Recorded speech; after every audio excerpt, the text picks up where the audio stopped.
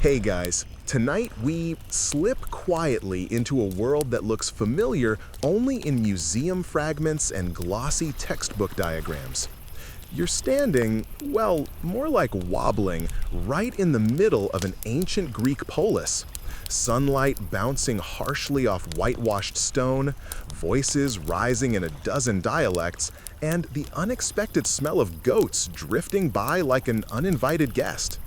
You haven't even taken a full breath yet, and already your senses are swamped. The ground under your sandals, yes, you suddenly have sandals, is uneven, dusty, and warm, as though the earth itself is reminding you that air-conditioned floors are thousands of years in your future. And somewhere between the shouting fish seller and the clang of a bronze hammer, it hits you. You probably won't survive this. So, before you get comfortable, take a moment to like the video and subscribe, but only if you genuinely enjoy what I do here. If you're listening right now, drop your location and your local time in the comments. I love seeing how many corners of the world come together for these sleepy little time travels. Now, dim the lights, maybe turn on a fan for that soft background hum, and let's ease into tonight's journey together. You take a tentative step forward, letting the scene wash over you. The polis is alive, too alive if you ask your tired modern brain. There's a marketplace unfolding around you, a bustling agora where everyone is talking at once, loudly, passionately, as if volume itself were a competitive sport. Someone argues about the price of olives, another swears their fish was caught only this morning, and a third man appears to be yelling simply because yelling is what he enjoys doing before noon. This sensory overload is your first historical fact of the night. Ancient Greek cities were loud. Like, you could probably hear your neighbor's gossip before they said it loud. A group of children streaks past you, barefoot and entirely unbothered by the stones that look sharp enough to ruin your soft modern feet. One of them glances back, giggles at your confused expression, and disappears into an alleyway. You stand there blinking, trying to adjust to the textured chaos of the place. Historians still argue whether the typical citizen of a Greek polis would even notice a stranger like you. Some say the cities were so diverse, merchants, travelers, sailors, that another odd-looking face wouldn't matter. Others think you'd attract stares instantly, especially with your posture, which currently says, "I am lost," louder than any shouted Greek syllable. Your instinct, naturally, is to look for a place to catch your breath. Maybe a coffee shop, maybe a bench, maybe shade that doesn't smell like livestock. But as you turn your head, you realize that the streets are narrow, winding, and uneven, and that benches are suspiciously absent. The Greeks didn't really do public sitting. If you wanted rest, you sat on a step or leaned against a column and hoped nobody gave you side-eye for loitering.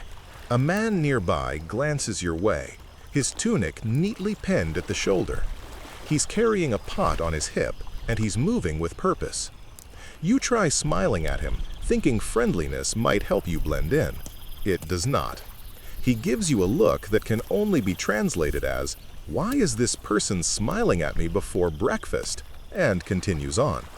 Social norms are clearly different here, and you're already racking up tiny mistakes. But before you can overthink it, something catches your attention.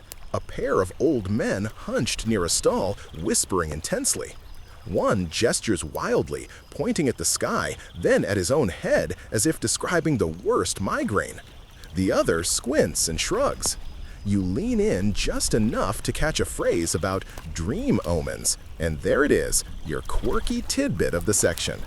Ancient Greeks believed dreams could be small prophecies or messages from the gods, especially confusing ones. Imagine calling in sick because you dreamed of a giant talking squid and now you're worried Poseidon is mad at you. You shift your weight, only to discover the sandals you've mysteriously acquired are barely more than leather flaps pretending to be footwear. The straps dig into your skin like they're personally offended by your existence.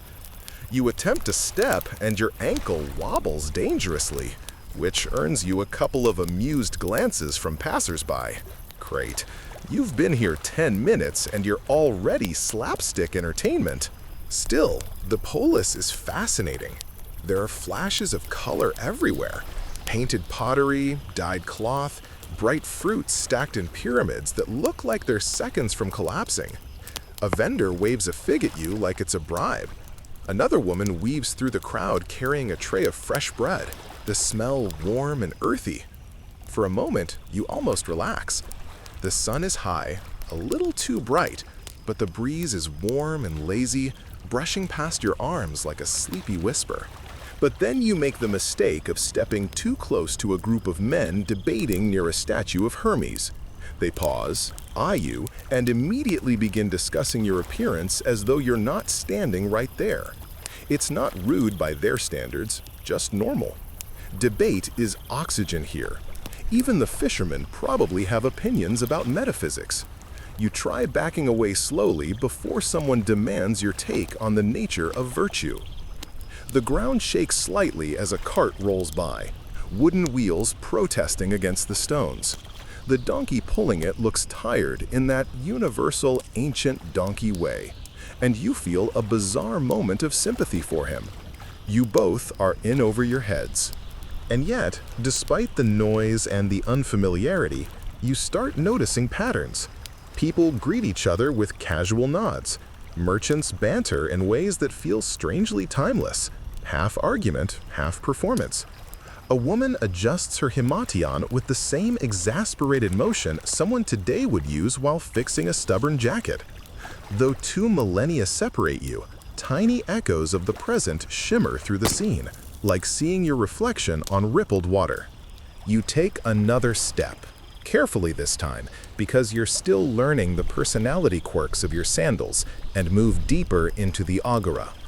A faint metallic clatter draws your attention toward a smith's stall. Bronze tools hang from wooden frames, catching the sunlight, and the blacksmith wipes sweat from his forehead with the back of a soot-stained arm. You can almost feel the heat radiating off the forge. Ancient sources describe metalworking as loud, hot, and exhausting, and judging by the look on this man's face, those descriptions were not exaggerations. Your modern brain instinctively searches for shade, maybe an awning or a tree, but the buildings around you create a maze of sunlit alleys and dim passageways. The light changes from bright gold to shadowy blue every few steps, and as you pass through one of the darker corridors, you realize how easy it would be to get lost here. The streets twist, bend, and double back, shaped not by grids or planners, but by centuries of people building wherever they felt like it. All around you, the city hums with life. Chickens dart under carts, dogs wander freely, each looking like they have important business to attend to. A man carrying amphorae stacked dangerously high shouts something about getting out of his way, though you're fairly certain you weren't in his way at all. The longer you're here, the clearer it becomes. This place isn't built for your comfort. It's built for people who've lived their whole lives in this heat, in these streets, within these cultural rhythms. And as the sun warms your shoulders, as the crowd shifts and swirls around you, and as the overwhelming reality of this ancient world settles into your bones, you begin to understand the truth behind the title of tonight's story. Lasting even a single day here is going to be a challenge. You stand there in the middle of the agora, still reeling from everything you just absorbed, when you finally decide it's time to blend in.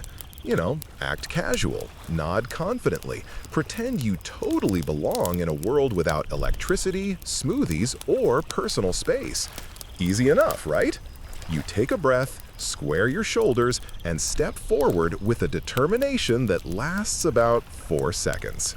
Because immediately, someone bumps into you from behind. Not aggressively, just the standard level of ancient Greek shoulder contact that would spark a full-blown argument in a modern grocery store. Here, it's normal, expected. You mumble a modern apology, which of course nobody understands, and the man simply raises an eyebrow before continuing on, muttering something about strange travelers. So, yes, blending in is already going beautifully. It looks easy enough. Everyone seems unhurried, moving with a kind of casual confidence. But then you remember that these people walk everywhere.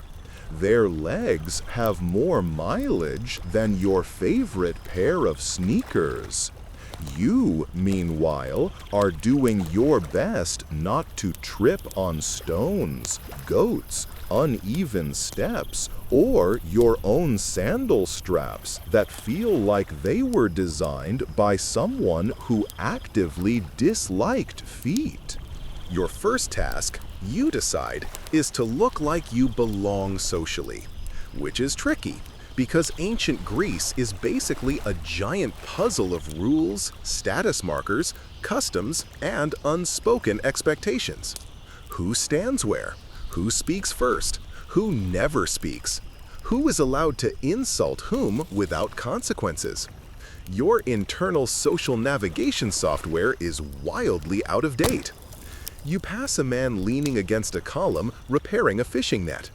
He gives you a quick glance, looks at your posture, your unfamiliar tunic folding technique, and, apparently, your entire level of incompetence. It's not unkind exactly, more like amused curiosity. A look that says, this poor soul is not going to make it. He's not wrong. Still, you tell yourself not to panic. Just follow the crowd. Observe. Adapt. That's what every travel blogger says, right? When in Rome, do as the Romans do. Except you're not in Rome, and the Greeks would probably be extremely offended you even thought that. Historians still argue whether the Greeks viewed Romans as quaint imitators or outright cultural thieves, but either way, comparing the two out loud right now feels like the fastest way to get side-eyed into oblivion. So instead, you decide to watch and learn. A group of women passes by, carrying jugs balanced effortlessly on their heads. Their pace is steady, graceful, almost rhythmic. Meanwhile, you try to stand still with your hands at your sides and somehow still look suspicious. You keep shifting your weight, fidgeting, overthinking what to do with your arms.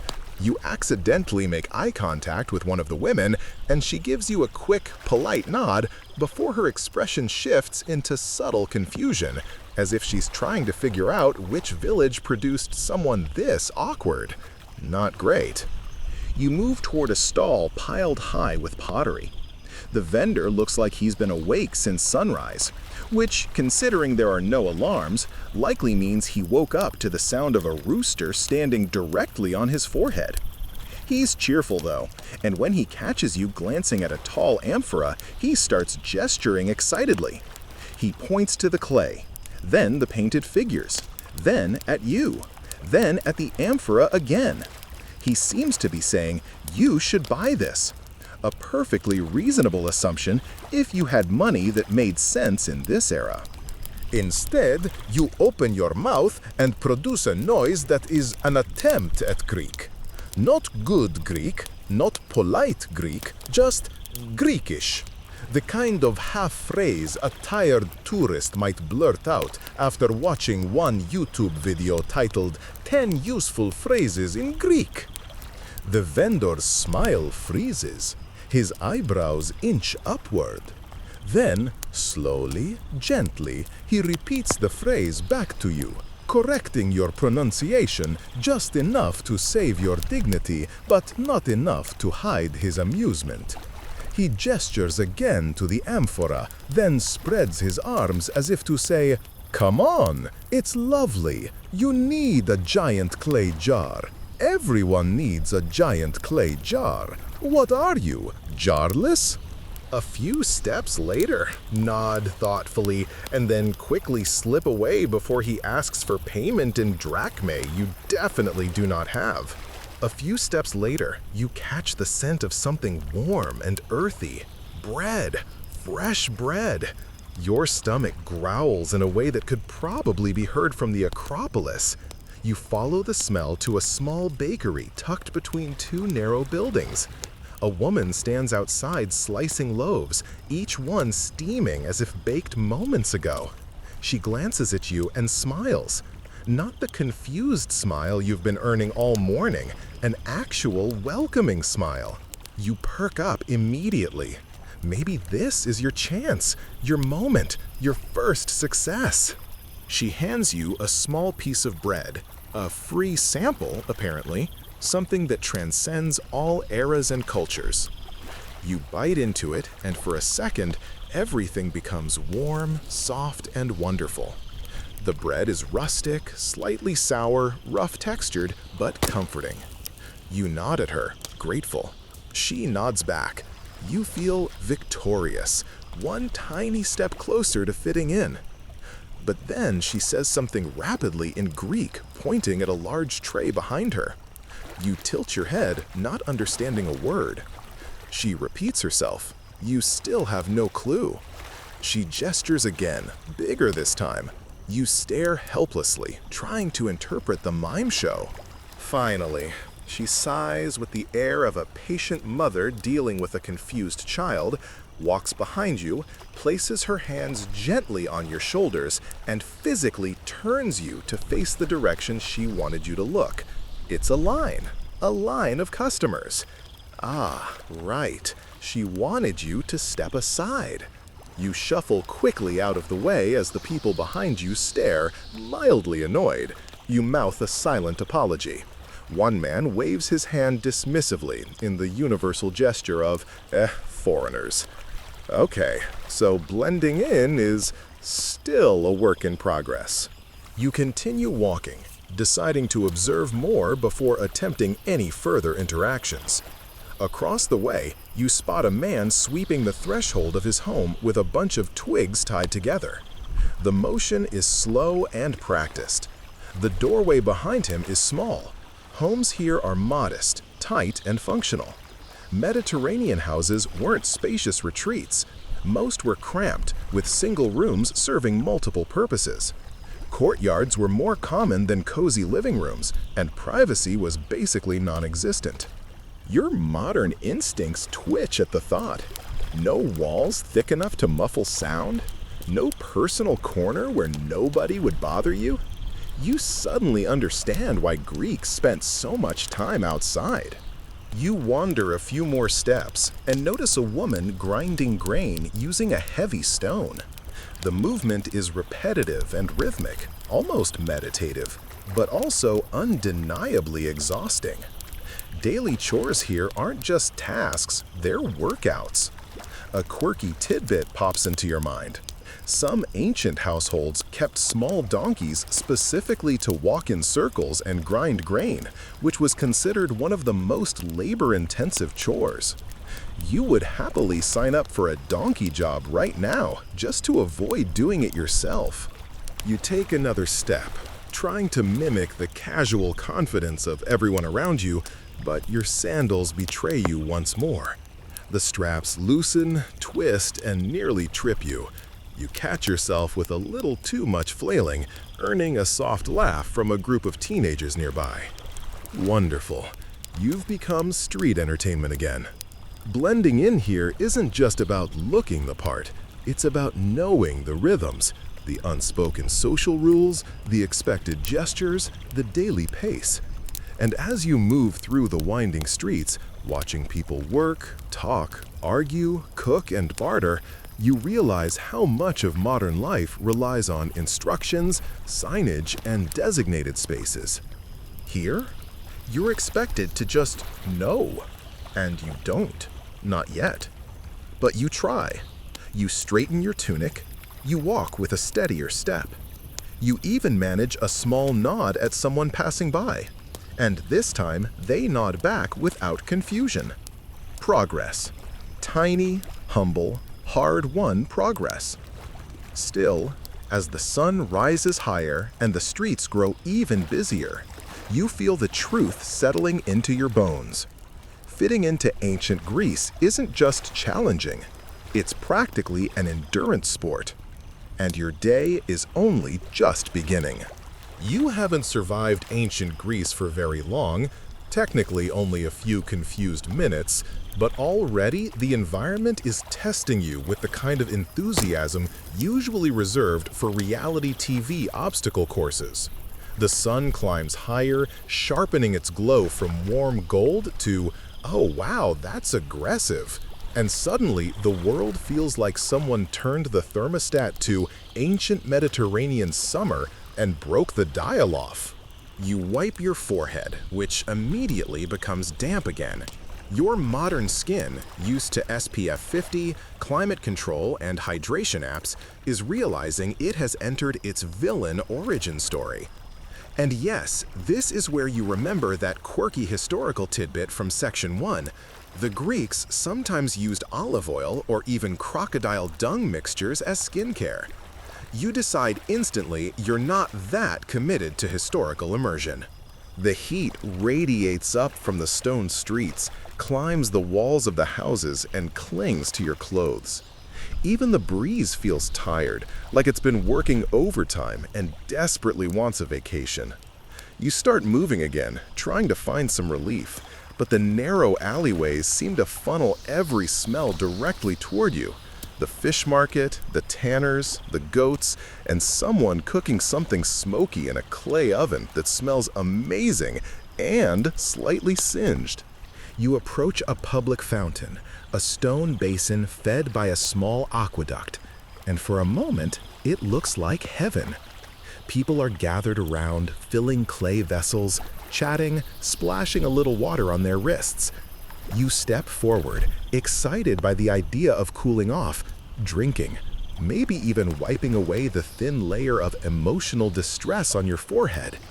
You cup your hands under the flowing water, and a woman next to you grabs your wrist and shakes her head firmly. Right, of course. Drinking water in ancient Greece is complicated. Springs and fountains were common, but not all water was safe to drink. Some sources were perfectly fine. Others would gift you with digestive adventures worthy of their own mythological warning. Historians still argue whether most city fountains forced people to boil their water first, or whether the population just had iron stomachs from lifelong exposure. Either way, the woman clearly believes you need saving. She gestures toward a nearby stall where a man is selling diluted wine, nodding insistently. Ah, yes, your mainstream historical fact of the moment. Greeks often drank watered wine throughout the day, partly because it neutralized bacteria, and partly because they believed drinking plain water like a donkey was uncivilized. You shuffle over to the stall, where the vendor hands you a clay cup with a mixture that smells faintly fruity and alarmingly pungent. You take a cautious sip. It's tart, a little sharp, absolutely nothing like the smooth supermarket wine you once pretended to like at a friend's dinner party. But your throat is dry, and your options are limited, so you drink. The vendor gives you an approving nod, as if you've passed a very important cultural test. Congratulations, traveler, you are at least 10% less likely to perish. Water crisis averted, for now, but the heat problem persists. You continue your cautious shuffle, wiping sweat with your tunic sleeve. The fabric is rougher than you expected, thick and slightly scratchy, as though ancient cloth makers believed comfort was a luxury best reserved for heroes and gods. Everyone around you seems completely fine, barely sweating despite the blazing sun. You're glistening like a freshly glazed pastry. A dog trotting across the street pauses to stare at you. Even the dog thinks you look overheated. You finally find a patch of shade near the exterior wall of a small temple. You lean back against the cool stone and sigh, closing your eyes for a moment. But the peace lasts about 4 seconds before reality returns. This isn't just about temperature. The environment itself is a daily challenge. A gust of wind kicks up a swirl of dust from the street, and you cough as it hits your face. The dust sticks to your sweaty skin instantly, forming a gritty, unpleasant mask, so that's fun. Your feet are already complaining about the uneven stones. Your sandals feel like they were designed specifically to sabotage you, and your scalp is reminding you that sunscreen isn't a thing here, unless olive oil counts, and you're not ready to smell like a salad. You step away from the wall and move toward a small side street. The shade is better here, and the air smells faintly of herbs, maybe thyme or oregano. A woman stands at a wooden table outside her house, plucking leaves from branches and organizing them into neat bundles. She glances up at you briefly before returning to her work. You notice several clay jars nearby filled with dried herbs. This reminds you of another quirky detail. Some Greeks believed certain herbs, like mint or fennel, could ward off heat exhaustion or improve digestion. Others believed eating onions made you stronger, especially athletes. You're not exactly sure about the science behind any of this, but given the way your stomach is processing that watered wine, you wouldn't mind some fennel seeds right about now. You keep walking, but the warmth is draining your energy faster than you can process. The world looks bright, washed out, and a little too sharp around the edges. You hear the rhythmic thud of someone pounding laundry by the river nearby, the splash of water, the soft hum of conversation. At this point, you realize something important.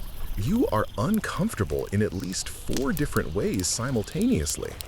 You're thirsty again, your feet hurt, the sun is aggressively auditioning for a villain role, and the air is thick with dust, smoke, and the unmistakable aroma of animals who are absolutely not house-trained.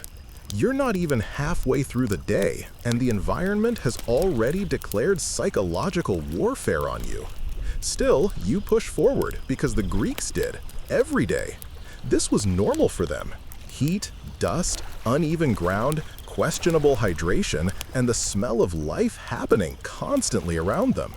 You observe a group of men carrying large amphorae filled with olive oil, using coordinated steps to maneuver through the streets. Not one of them looks out of breath. Meanwhile, you're internally negotiating with your legs like, okay guys, just 10 more minutes and then we can sit down. Somewhere. Anywhere. Please. You turn a corner and find yourself overlooking a small farming plot just outside the urban cluster. A patch of land with rows of barley, figs, olive trees, and a couple of sheep bleating at absolutely nothing. The land is dry, the soil cracked, and yet life grows stubbornly from it. You watch a farmer bend down to inspect the barley, wiping his brow with a single casual motion and moving on. His posture says this is just another normal day. No complaints, no heat stroke dramatics. You envy him deeply. As you stand there, sweating gently onto the dirt road, you remember something else. Many Greek cities built their homes and markets in ways that funneled breezes through narrow alleys. It helped with ventilation, but also amplified dust and smells. A trade-off. Everything here is a trade-off. You walk again, a little slower now, a little wearier, a little more convinced that ancient Greece is less sunny postcard of antiquity and more daily environmental obstacle course disguised by beautiful pottery. The heat presses against your back. Dust clings to your ankles. A fly buzzes with the determination of a tiny winged gladiator determined to test your patience. And through all of this, one thought becomes perfectly clear. Lasting even one day in this place requires grit, stamina, and a physiology specifically built for ancient living. You possess roughly none of those things. But hey, look at you, still standing, still moving, still trying. As you shuffle onward, the sun beginning its slow descent toward the hills, you realize there's something humbling about surviving even this small part of a Greek day. Something grounding, something real, and something that suggests tomorrow might be even harder. You've survived the heat, the dust, the sandals, and at least 3 forms of mild public embarrassment, but none of it has prepared you for what comes next. Because now you are about to face your most serious challenge yet: food. Not finding food. That part's easy. Ancient Greece smells constantly like bread, olives, herbs, and the occasional roasting goat. The real difficulty is eating in a world where everything is unfamiliar, every flavor is different, and every dining custom is basically an elaborate test of your ability to pretend you understand what's going on. Your stomach rumbles again, louder this time. A couple of passers-by glance at you. Apparently, hunger noises are noticeable in a quiet moment between market shouts. You clear your throat and keep walking until you spot what looks like a small tavern, really just a shaded nook with a few low tables, clay cups, and the unmistakable sound of someone loudly telling a story that might be 50% truth and 50% bragging rights. You hover awkwardly near the entrance. A man sitting at one of the tables raises an eyebrow at you, again with the eyebrow, but then gestures for you to come in. Encouraging. Or maybe he's just curious to see what nonsense this stranger will do next. You step inside, and the first thing you notice is the smell.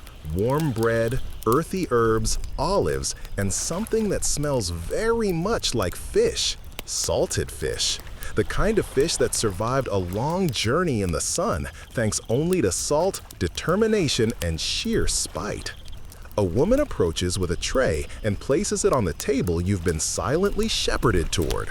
On it sits a slice of barley bread, a small dish of olives, and a chunk of cheese that looks older than your phone battery.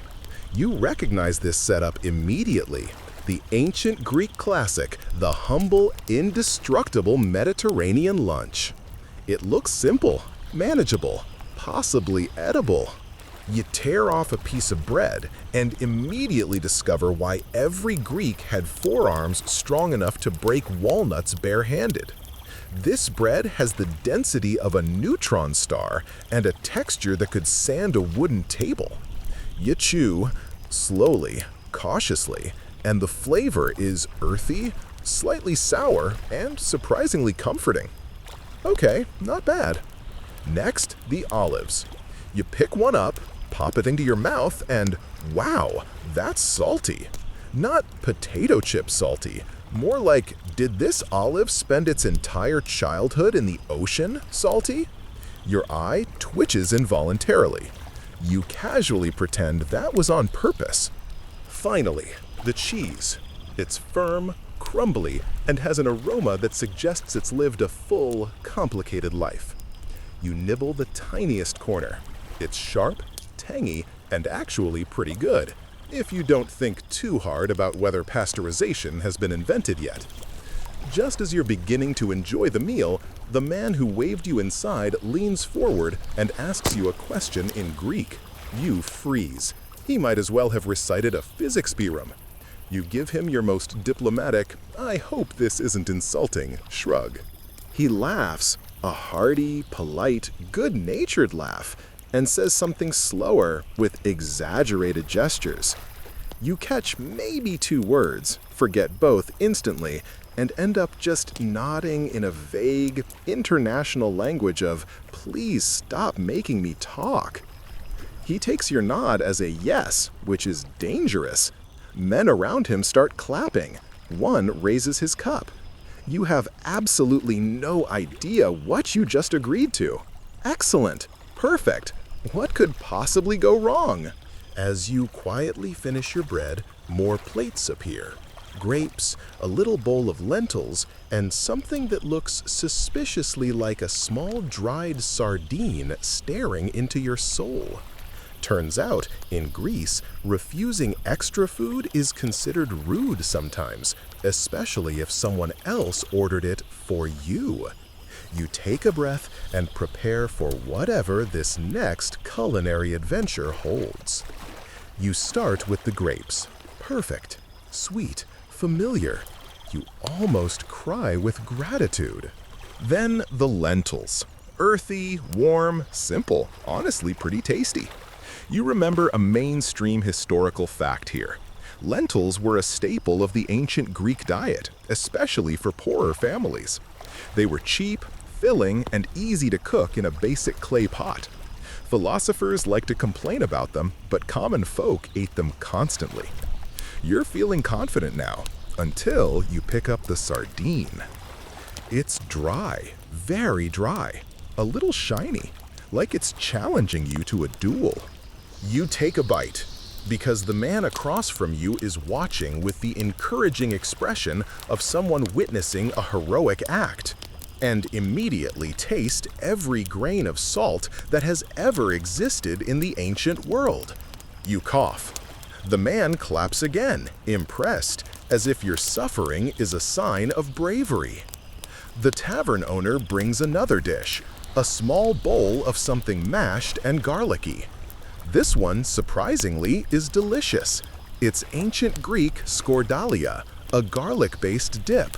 Smooth, creamy, sharp, and honestly, it tastes like a modern appetizer. You tear more barley bread and dip it generously. But while your mouth celebrates, your stomach sends a polite message. Hey, just checking in. What exactly are we doing? You slow down, which is good, because the next surprise has nothing to do with flavor and everything to do with manners. A younger man at a nearby table throws an olive pit onto the floor. Casually, cheerfully, like this is completely normal. And it is. The Greeks threw their food scraps onto the ground during casual meals. The tavern floor is dotted with pits, breadcrumbs, and what might once have been part of a fig. You stare at it all, baffled. Meanwhile, your modern instincts whisper, should we help clean this up? Should we report this? Should we leave? Historians still argue whether cleanliness standards varied wildly between regions, or if everyone simply accepted that floors were snack graveyards. But here, it's just life. You decide to mimic the behavior, picking up an olive pit and gently dropping it onto the ground. It bounces. The men nearby cheer. You suddenly feel like you've just joined a very exclusive, very crumb-filled club. The heat, the smells, and the unfamiliar flavors swirl around you, but something interesting happens. You actually start to relax. The food isn't fancy, but it's honest. The conversation around you is loud but warm. The environment is chaotic but alive. A man at the next table raises his cup in your direction. You do the same, carefully, because these clay cups are heavier than they look, and take a sip of watered wine. He beams and returns to his story. And somehow, despite the discomforts, the strange textures, and the salt content that has tripled your blood pressure, you feel a tiny spark of connection. For the first time today, you're not just observing ancient life. You're participating in it. But make no mistake, the day is long, the sun is high, and this meal, this intense sensory adventure of barley, olives, and courage is only the beginning of understanding just how difficult daily life truly was. And trust me, your biggest challenges are still ahead. You step forward from the tangle of marketplace chatter and into the quiet of a courtyard, only to realize that the word quiet works very differently in ancient Greece. You're still surrounded by clattering clay pots, the thump of sandals on stone, and a rooster that, despite it being well past sunrise, seems deeply committed to its morning announcements. You take a breath, maybe hoping for something crisp and refreshing, only to inhale a mix of hearth smoke, olive oil, and a faint but unmistakable hint of goat. It's here, standing in this warm, dusty patch of shade, that the truth finally hits you. You are absolutely, unquestionably, spectacularly unprepared for a life without the modern comforts you didn't even know you depended on. A woman passes by, balancing a massive amphora on her shoulder like it's nothing more than a reusable water bottle. She barely glances at you. Meanwhile, you're trying to decide whether your lower back or your spirit hurts more. You shift your weight and notice, with a little horror, that your sandals are doing something very unfriendly to your heels. They're stiff, rough, and clearly handmade. Beautiful? Yes. Cushioned? Absolutely not. You think back to that moment in the agora when you complained to yourself about the heat. Little did you know that was the easy part. You shuffle onward, looking for some place to sit, and that's where the first major disappointment hits. Chairs are not a thing here. Not the way you think of chairs anyway.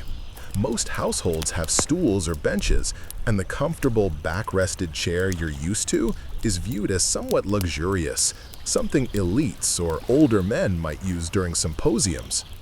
So when you find a sturdy-looking stone ledge, you settle onto it gratefully. A moment later, your spine politely reminds you that stone is not, in fact, a viable substitute for a sofa. Historians still argue whether ancient peoples simply had better posture or simply never had the opportunity to slouch in the first place. But either way, your spine is not having it. You lean back, but the wall behind you is hot from the sun and radiates warmth like a brick oven. You scoot forward instead, which only causes your rough wool chiton to bunch awkwardly. You've seen the graceful, draped statues, so elegant, so serene. Reality feels more like wearing a scratchy blanket held together with hope. The fibers scrape your skin each time you shift. A light joke floats through your mind. Ancient Greece didn't need alarm clocks. Your clothes were already itchy enough to keep you awake. A woman sweeping her doorway eyes you with mild concern. Maybe she thinks you look lost. Maybe you look like someone who just realized that bathrooms, real bathrooms, are centuries away. Because here's another thing you've yet to face: plumbing, or rather, the lack thereof. You eventually stand up, partly due to discomfort, partly because you're imagining every public latrine from the documentaries you've half-watched. Ancient Greece is better than some civilizations, but still, you're far from home. Public toilets exist in some cities, sure, but privacy is a luxury reserved mostly for dreams. Homes have chamber pots. Streets are cleaned often enough, but not modern often. And as you walk again, trying to find your composure, a breeze picks up and suggests that one of the nearby alleyways hasn't been cleaned quite recently enough. You wrinkle your nose, not out of judgment, but out of sheer, fragile modern fragility. You pass a group of men repairing a clay water pipe. They're discussing how sometimes the pipes crack from heat or uneven ground. One of them waves off the problem, saying the well still supplies plenty of water. You, on the other hand, silently mourn the loss of tap water. Cold, clear, filtered, reliable tap water. Here, water is precious, sometimes cloudy, and always uncomfortably room temperature. You sipped from a cup earlier and noticed a faint mineral tang, perfectly normal for the time, but your pampered palate found it challenging. A quirky fact comes to mind. Some Greeks believed adding a little wine purifies water. Of course, this often led to everyone drinking diluted wine all day and insisting it was totally safe. And honestly, considering the water situation, you're starting to understand. As you keep walking, you're struck by how much of life spills out into the open. Homes are modest, often just a handful of rooms. Privacy is minimal. Rooms are multi-purpose. People eat in courtyards. Families cook at small hearths. The streets are extensions of the household. You quickly realize that your idea of personal space does not translate, not even a little. You pause at a doorway where a family is kneading dough, thick, slightly coarse dough made from barley because wheat is pricier and not for everyday meals. The air smells warm and nutty, and for a second you feel comforted. Then you notice the millstone nearby and remember how heavy it is. Someone, usually a woman or servant, has spent a good portion of the morning grinding grain by hand. Suddenly, the loaf seems less like rustic charm and more like hard-earned labor wrapped in crust. Historians still discuss whether ancient daily life was truly backbreaking or simply familiar to its people, but from your perspective, the answer feels obvious. You keep moving, adjusting to the rhythm of the street. A dog trots past you, tail high, clearly in charge of himself. Street dogs are common here. Not always wild, not quite pets either. They roam freely, seeking scraps, joining groups of people, or wandering off without a care. This one gives you a curious sniff, decides you're not interesting, and carries on. A small, warm moment of connection until you realize you have no hand sanitizer. You resist the instinct to panic. Barely. Your next shock arrives slowly. As you walk, your feet start threatening mutiny. Between the uneven stones, the dusty ground, and your stiff sandals, each step feels like a tiny lesson in humility. Those stylish modern sneakers you left behind might as well be mythical artifacts now. You try to tough it out, but your feet are loudly reminding you that they were never meant to handle ancient terrain. Another gentle joke forms in your mind. People talk about walking a mile in someone else's shoes, but walking a mile in ancient Greek sandals should be classified as a heroic quest. Eventually, the sun climbs higher, intensifying the warmth on your shoulders. Without shade, the heat feels heavier than before. An older man passing by seems completely unbothered, his skin weathered, his steps steady. In contrast, you're starting to feel like a slightly overbaked pastry. Sweat trickles down your neck, but there's no air conditioning, no cold drink shop, no shaded cafe to slip into. Just you, the sunlight, and the creeping understanding that you've grown dangerously accustomed to comforts that don't exist yet. So you keep walking, not because you're confident, but because stopping makes the heat worse. The world hums around you. Voices, footsteps, animals, children laughing somewhere nearby. And even though your body aches and your clothes itch and your feet protest, there's still something mesmerizing about how alive everything is. A woman passes carrying a basket of figs. A man calls out about fresh fish at the harbor. A child chases a hoop across the road. And for a moment, despite the discomfort, you feel a small tug of fascination, a weirdly calming realization that people lived like this, thrived like this, shaped entire civilizations with nothing more than determination, community, and maybe slightly tougher feet than yours. You take another careful step over a loose stone, still absorbing the scene, still adjusting to the reality of life without modern conveniences. And just as you start to think you're adapting, just a little, a gust of wind sends a swirl of dust directly into your face. Of course it does. You cough, blinking rapidly. Somewhere behind you, someone chuckles. You can't blame them. Ancient Greece isn't trying to punish you.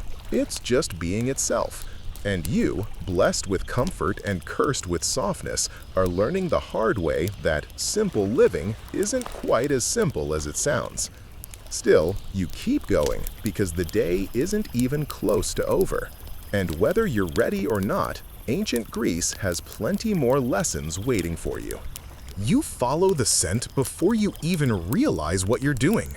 Something warm, savory, and strangely inviting drifts through the narrow streets, curling around corners and luring you away from whatever half-formed plan you thought you had. Your stomach, which has been surviving on courage and questionable water for the better part of the morning, perks up like a loyal dog hearing a dinner bell. The aroma leads you toward a shaded courtyard where a few clay pots simmer over low coals, and suddenly you're face to face with one of ancient Greece's greatest challenges, eating like a local. A man stirs one pot with a wooden paddle, its surface bubbling with a thick beige stew. He gives you a brief nod, neither welcoming nor unwelcoming, just acknowledging that you exist near beans. You take a cautious breath. The smell is earthy, faintly garlicky, and almost comforting. Almost, because right behind that pot is another vessel brimming with what looks like fish. Not just fish, all of the fish. Every aroma, from the sea condensed into one unapologetic scent.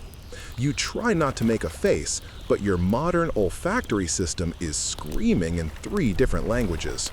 He gestures for you to try a bit of the stew, and you accept. It's called mazos, a barley-based porridge common across the Greek world. Thick, filling, nutritious, and approximately as exciting as warm wallpaper paste. Yet, as you swallow your first spoonful, the flavor surprises you. It's simple, but there's depth from olive oil and maybe some herbs. The texture is a little grainy, but in a way that says, yes, I will keep you alive. That's something. You nod politely, and the cook seems satisfied. Your second sample is a wedge of cheese, fresh, soft, tangy, and uneven around the edges. Feta's great many times great ancestor. This part you actually enjoy. In fact, you enjoy it so much your brain forgets this is ancient Greece and starts looking around for crackers. None, of course, unless you count the crusty slab of barley bread nearby, which appears determined to challenge your dental insurance. You take a bite anyway and immediately understand why Greek jaws were basically Olympic level. The man hands you a fig next. Soft, sweet, sticky. You bite into it, and it's alive with flavor. For a moment, the world feels almost luxurious. Even your eyes soften. This, you think, isn't so bad. Maybe you'll survive here after all. And then someone hands you fish. Not the mild kind you might order today. No. This is salted fish, a staple of ancient Greek diets, a cornerstone of trade, and an olfactory experience you will be processing emotionally for the rest of your life. You bring the piece to your mouth like it's a dare. The salt nearly shocks your tongue, the texture is assertive, and the flavor practically slaps you with the full personality of the Aegean Sea. A quirky tidbit you once heard resurfaces. Ancient Greeks loved a fermented fish sauce called gyros, similar to Roman garum.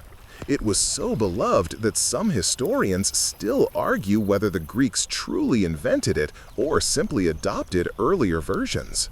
Either way, you're just grateful no one has offered you a ladle of it, yet. You attempt a polite smile, but your face betrays a soft internal scream.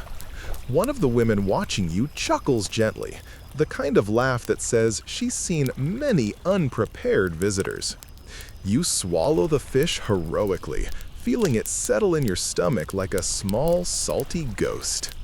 You take a breath, hoping to recover, and that's when you catch sight of something else, a platter of olives, dark, wrinkled, aromatic. You try one with relief. Finally, something familiar.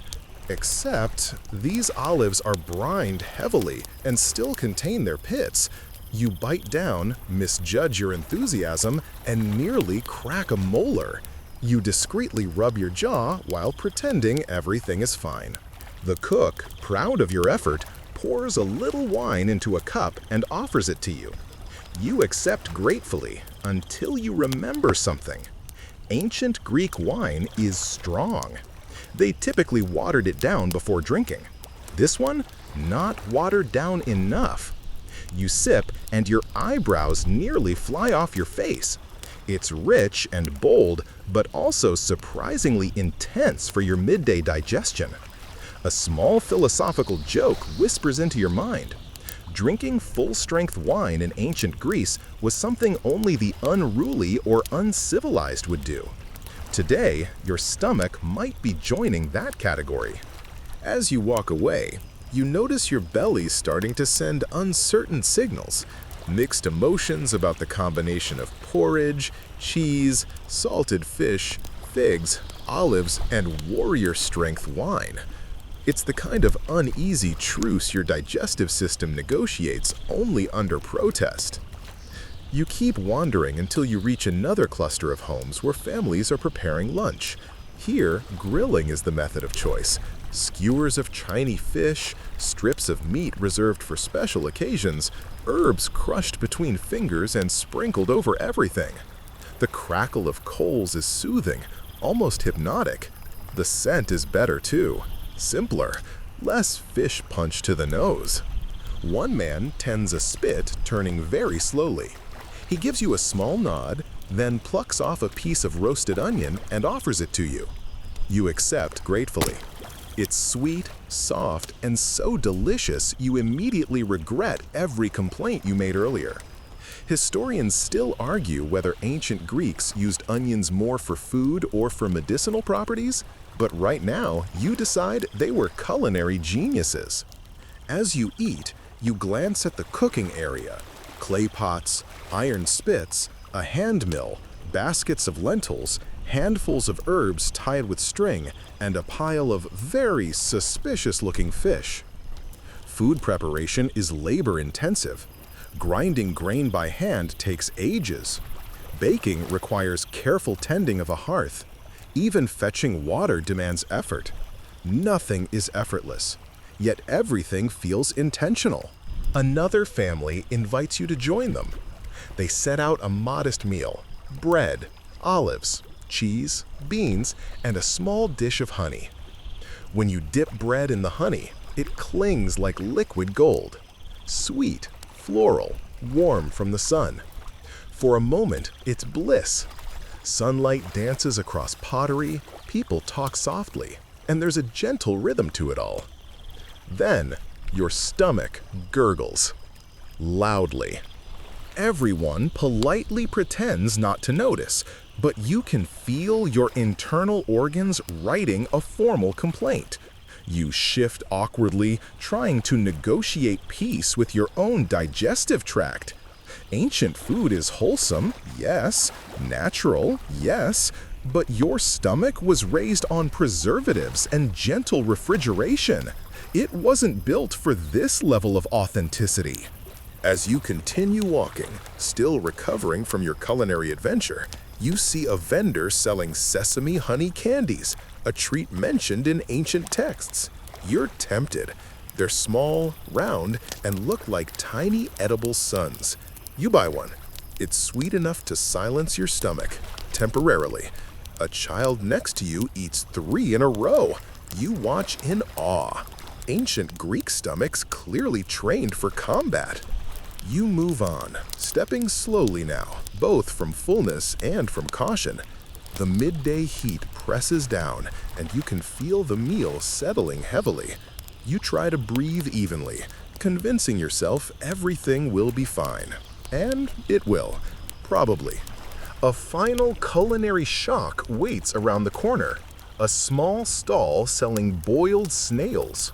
You freeze. The vendor smiles wanly, offering you one. You politely decline with the most respectful headshake of your life.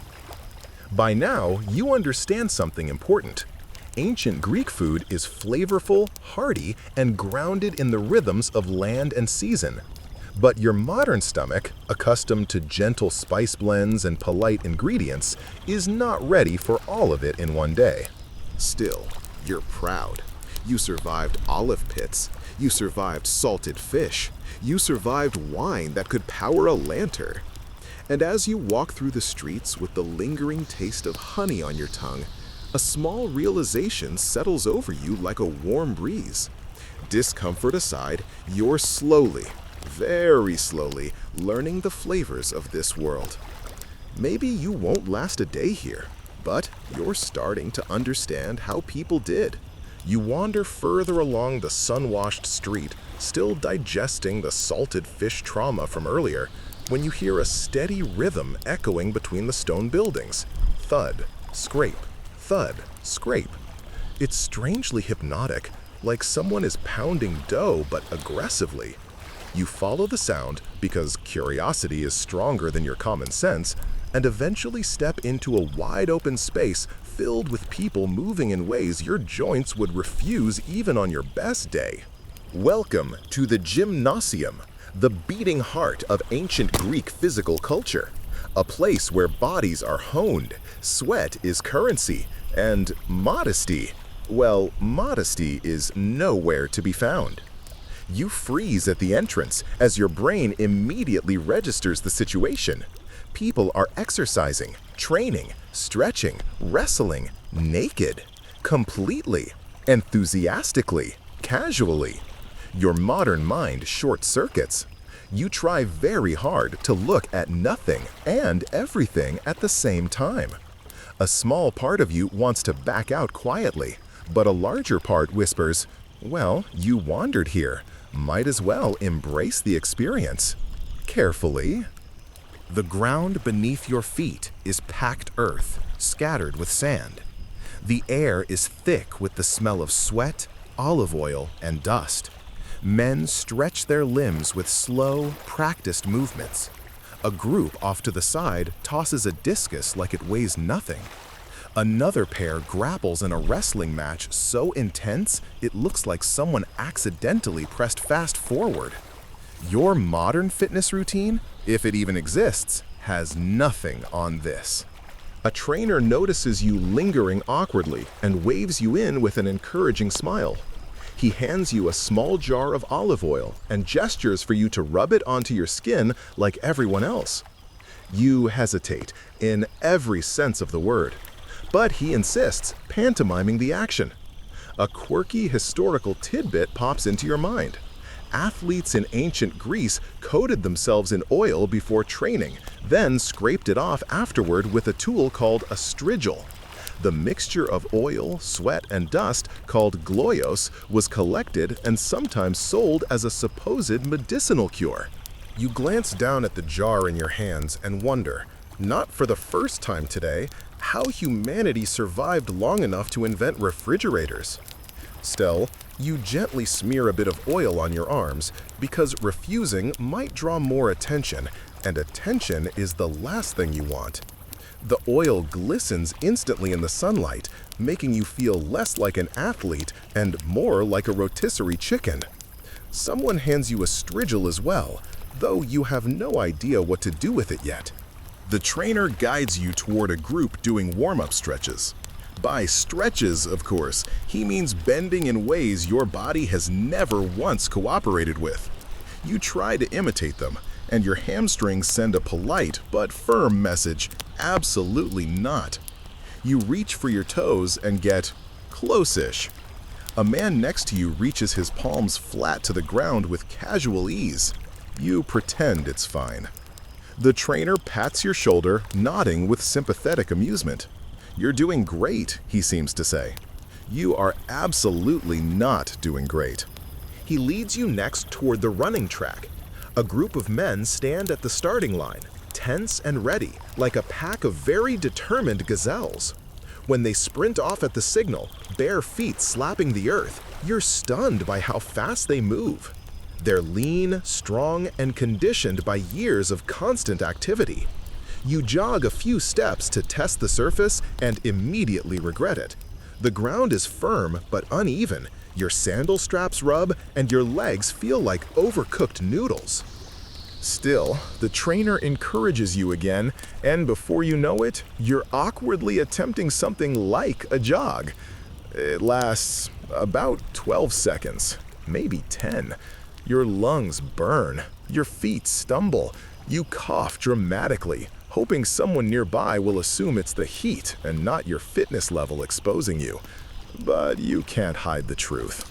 Ancient Greek athletes trained daily, sometimes preparing for competitions like the Olympics, an event so revered that wars paused for it. Meanwhile, you get winded bringing groceries up the stairs. Historians still argue whether ancient Greeks were truly fitter than modern people, or simply accustomed to constant physical labor. But as you stand in the gymnasium gasping like you've run a marathon after barely trotting a few yards, you feel confident choosing a side. When the trainer sees your heroic attempt, he gently redirects you to something simpler. You brace yourself. Nothing here is simple. This time, it's javelin practice. Great. Throwing a pointy stick. What could possibly go wrong? He steps forward gracefully, body twisting, arm extending in a perfect arc. the javelin slicing through the air like it was born to fly. It lands far away with a satisfying thunk. You nod, pretending this is absolutely something you can replicate. You grip the wooden shaft. It feels too long, too light, too intimidating. You take a breath, step forward, and throw. Your javelin goes 6 feet, sideways. The trainer freezes. The men nearby freeze. A rooster, somewhere in the distance, stops mid-crow. Everyone stares at the javelin lying in the dirt like it's embarrassed to be associated with you. Someone kindly retrieves it while you contemplate evaporating into mist.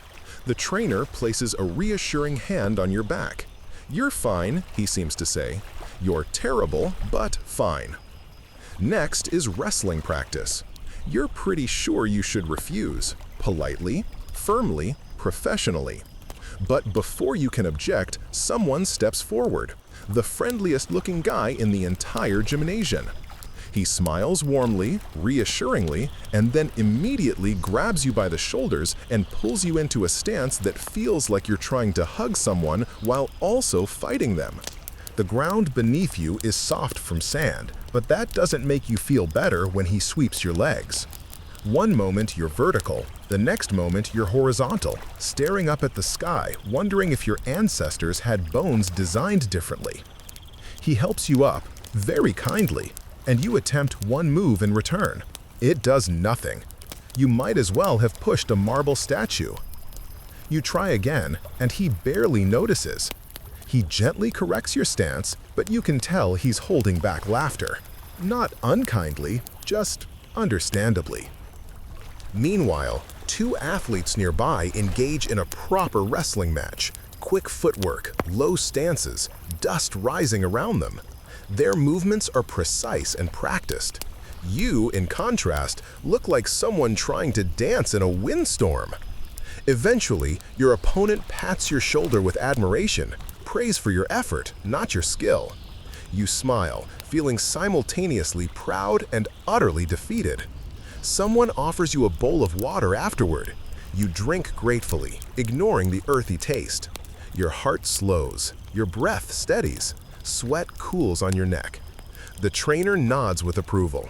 You've survived your first gymnasium experience, somehow.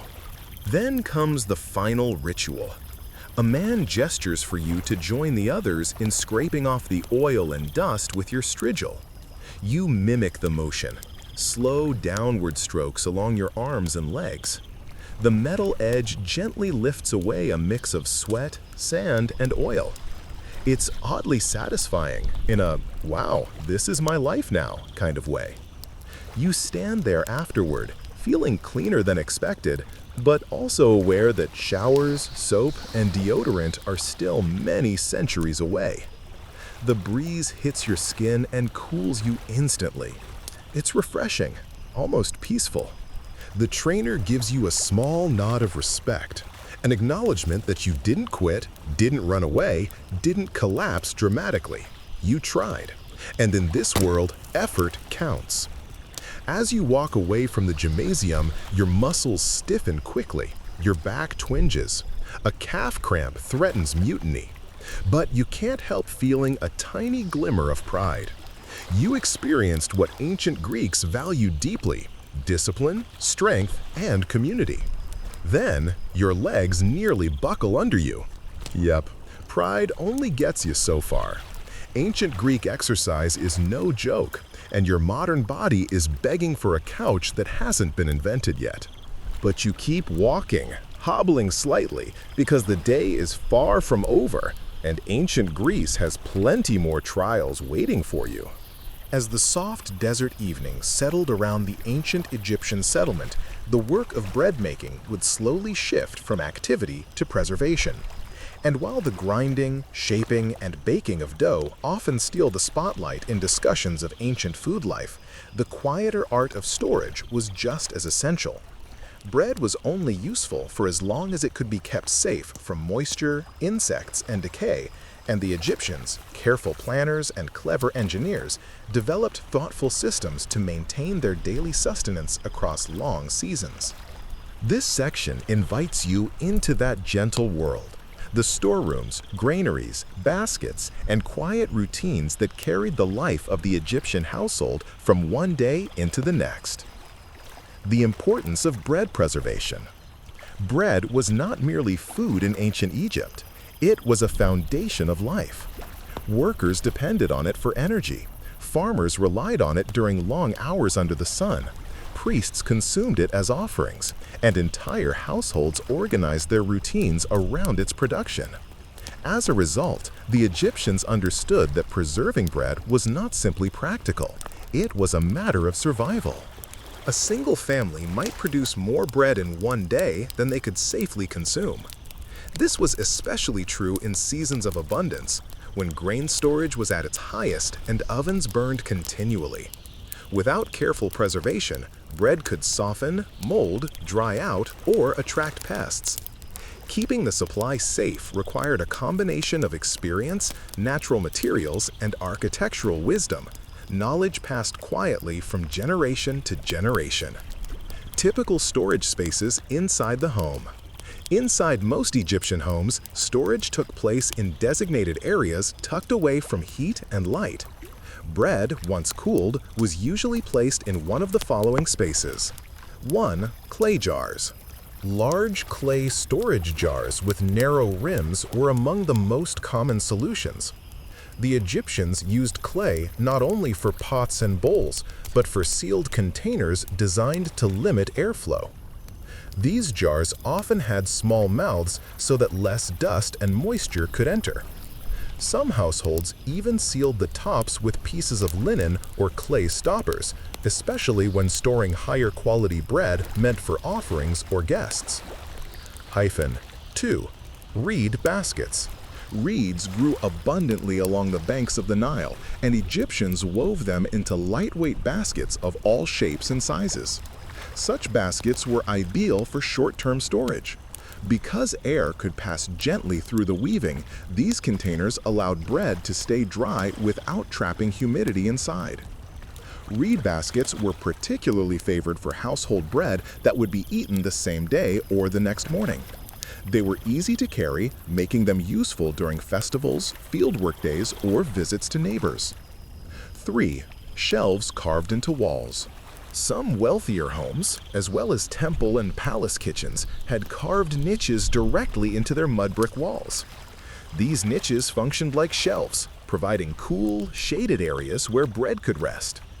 Wall niches lasted longer than baskets and were less prone to damage.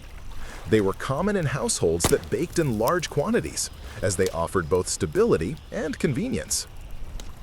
3. Granaries and communal storage. For large-scale bread storage, not just finished loaves, but the grain used to make them, Egyptian society relied on granaries. These were architectural features specifically designed to keep food safe from weather, pests, and thieves. The shape and purpose of granaries. Granaries were often round or beehive-shaped structures made of mud brick with only a tiny opening at the top. This small opening allowed workers to pour in grain while greatly limiting outside exposure. At the base, 1 or 2 narrow exit points allowed grain to be scooped out in controlled quantities. Inside these granaries, the temperature remained stable, protecting the contents from the scorching heat of the day. They could store grain for months, sometimes even years. These structures stood at household courtyards, temple complexes, administrative centers, royal estates. Wherever bread was needed in large, predictable amounts, granaries were nearby. #record keeping and rations. Granaries did more than store grain. They played a vital role in Egypt's bureaucratic system. Scribes kept careful track of how much grain was deposited and removed. Workers across Egypt, from stonecutters to irrigation laborers, were often paid in bread rations calculated using the granary records. Thus, behind each simple loaf of bread lay an intricate economic network tied to storage practices that ensured fairness, consistency, and survival. #protecting bread from pests and spoilage. The Nile's fertile environment brought life in abundance, but it also meant insects and rodents were constant threats. To protect their bread, Egyptians developed several gentle yet effective methods. Hashtag elevated storage. Many baskets and clay jars were placed on raised platforms, wooden stands, stone blocks, or reed mats to keep them off the floor. This simple habit limited the reach of crawling insects and small rodents who would otherwise find the scent irresistible. Hashtag clay stoppers and lids. Clay played a central role in sealing food. It could be molded into a tight stopper for jars, or used to create fitted lids that prevented both air and pests from entering. When dried in the sun, clay became hard enough to protect stored bread for weeks. How to use cooling rooms. Some homes featured inner rooms with thick mud brick walls, designed to stay cooler than the rest of the house. These served as natural refrigerators in a world without machines. Bread stored here remained fresh for longer, especially during the hottest parts of the year. Types of bread stored and their longevity. Not all bread behaved the same in storage. The Egyptians produced many varieties, and each had different preservation needs. Hashtag 1. Simple round loaves. These were the most common. Their firm outer crust helped protect the soft interior, making them ideal for storage. They could last for several days without spoiling. Hashtag 2. Coarser workers' bread. This bread, made from grains ground less finely, was sturdier and sometimes slightly drier than higher quality loaves. Its dense texture meant it kept well, making it essential for ration distribution. Hashtag 3. Festival breads. During religious festivals, people baked special breads shaped like animals, objects, or symbols. These were often decorated or sweetened, and while beautiful, they did not last as long. They were typically eaten fresh. 4. Temple and offering bread. This was some of the finest bread Egypt produced. Soft, carefully tended, and often made with high-quality flour, it was stored with extra care. Clay jars or linen wrappings were frequently used to preserve its purity. Drying bread for long-term preservation. One of the simplest and most effective methods of preserving bread was to dry it intentionally. Dried bread, though harder to chew, could be stored for extended periods and softened later with water, broth, or oil. Egyptians sometimes sliced loaves into smaller pieces and placed them in the sun, allowing them to dry thoroughly before storage. This produced something close to a crisp or rusk. These dried pieces were useful for travelers, soldiers, and workers who spent time away from home. The role of bread storage in daily life. Despite being a quiet activity, storage shaped the household routine. Women and servants checked baskets, sealed jars, and inspected shelves regularly. They monitored grain levels, planned how much flour to grind each day, and calculated how much bread was needed for the family and any servants or animals. Even children learned these habits early. They helped carry baskets, dust shelves, and chase away birds or rodents lingering around storage areas. Thus, storage became part of the rhythm of life, predictable, purposeful, and essential. A gentle ending to the day. As evening descended on ancient Egypt, the day's last task was often to secure the bread for the night. Workers and family members would place cooled loaves into baskets or jars, gently cover them, and set them aside for the next morning's meals. The flickering lantern light in the storeroom would fade as the household settled into rest.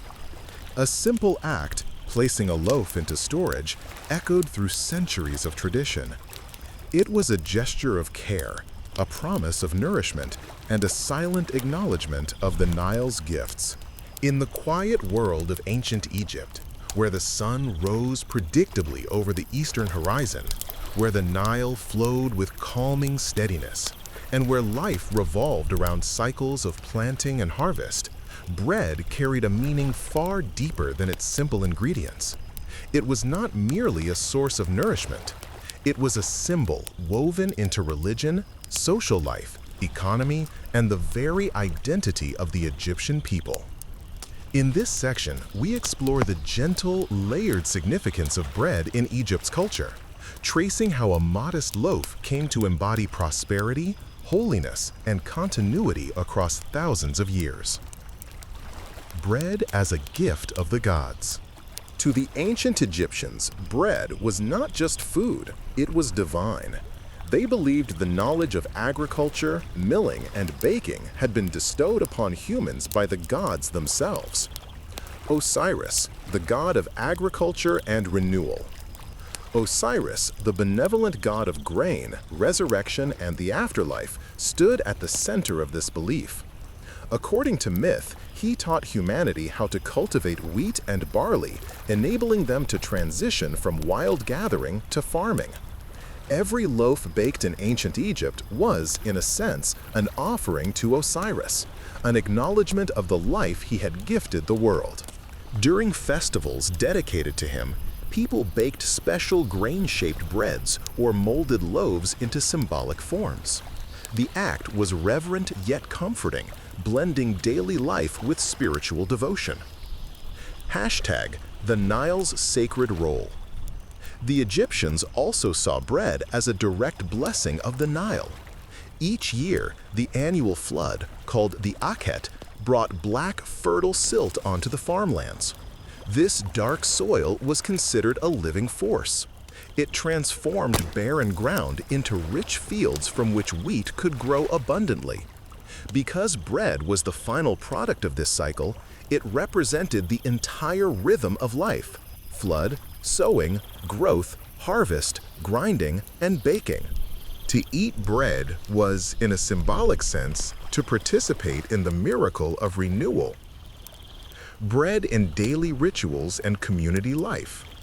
Bread served as the quiet backbone of community interactions. It appeared at celebrations, ceremonies, temple gatherings, and social agreements. Not loudly, but steadily, like a familiar heartbeat. Hospitality and neighborly kindness. Offering bread to a guest was considered one of the simplest yet most meaningful gestures of hospitality. A household's reputation partly rested on its ability to feed visitors generously. A neighbor arriving with a fresh loaf might be bringing more than food, perhaps an apology, a warm greeting, or a silent request for help. Bread formed the foundation of goodwill, stitching communities together through small acts of everyday sharing. Hashtag weddings and festive celebrations. At weddings, it was common to bake large, beautifully shaped loaves using the finest flour a family could afford. These breads were often accompanied by honey, dates, or sesame seeds, creating a sweet flavor to symbolize the joy of the new union. During festivals such as Wepet Renpet, the celebration of the new year, bakeries produced massive quantities of bread shaped like gods, animals, or geometrical forms. Children especially loved these special loaves, their eyes shining with excitement as they received their share. Bread, in these moments, became more than nourishment. It became a vessel for happiness and shared memory. Bread in temples and religious offerings. Bread was an essential part of the offerings made to the gods in temples across Egypt. Priests prepared dozens and sometimes hundreds of loaves daily, placed before statues to sustain the divine presence. The daily bread ritual. Every morning, temple workers presented fresh bread along with water, beer, fruit, and incense. It was believed the gods consumed the spiritual essence of the offerings, leaving the physical items to be redistributed among the priests later. Because of this practice, bread served as a bridge between the human and divine worlds. A loaf placed on the altar symbolized purity, gratitude, and the hope that the gods would continue to protect the land. Special types of offering bread. Different temples preferred different shapes and recipes. Some loaves were round and soft, others were tall and conical. In certain sanctuaries, bread was stamped with sacred symbols or marks indicating the temple's name. These unique details show how each region poured its identity into even the smallest elements of worship. Bread in the afterlife and funerary practices. Perhaps nowhere was the symbolism of bread more profound than in beliefs surrounding the afterlife. The journey after death was long and uncertain, and the Egyptians prepared carefully for it. Tombs filled with food for the dead. In many tombs, archaeologists have found actual loaves of ancient bread preserved for thousands of years by Egypt's dry climate. These loaves were placed beside the deceased to ensure they would not go hungry in the next world. Sometimes, instead of real bread, tomb artists painted whole scenes of bread making. Men grinding grain, women kneading dough, bakers tending clay ovens. The belief was simple. If an activity was depicted on the tomb wall, it could magically occur forever for the soul of the deceased. Bread thus promised comfort, continuity, and eternal life. However, symbolic loaves in funerary rituals. The opening of the mouth ceremony, a sacred ritual performed on the deceased, often included a symbolic loaf of bread. It represented the restoration of bodily functions in the afterlife, the ability to eat, drink, and speak again. In this way, bread carried a sense of spiritual rebirth. Therefore, bread carried a sense of spiritual rebirth. Beyond its spiritual significance, bread also revealed much about a person's social standing, wealth, and occupation. Quality and ingredients. The type of bread eaten by a family depended on their resources.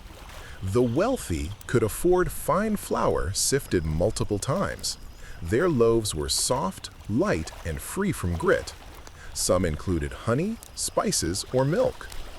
Workers and farmers typically ate coarser bread with bits of bran and stone grit from the grinding process. Priests and temple officials consumed purified bread made under ritual guidelines. In a society structured like a pyramid, bread quietly reflected each layer. #bread as currency. In many periods, bread and grain served as a form of currency. Workers at royal building projects, scribes, and even soldiers were often paid in bread rations. A typical daily payment might include several loaves of bread, a portion of beer, occasionally vegetables or dried fish. Bread, therefore, held measurable value in the economy, functioning almost like coinage.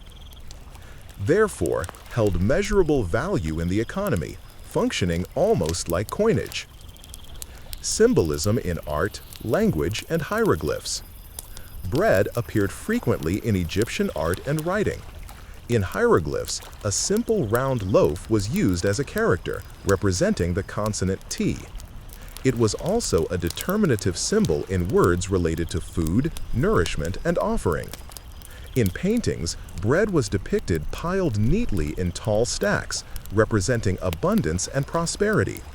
To show a household well stocked with food was to demonstrate its security and stability.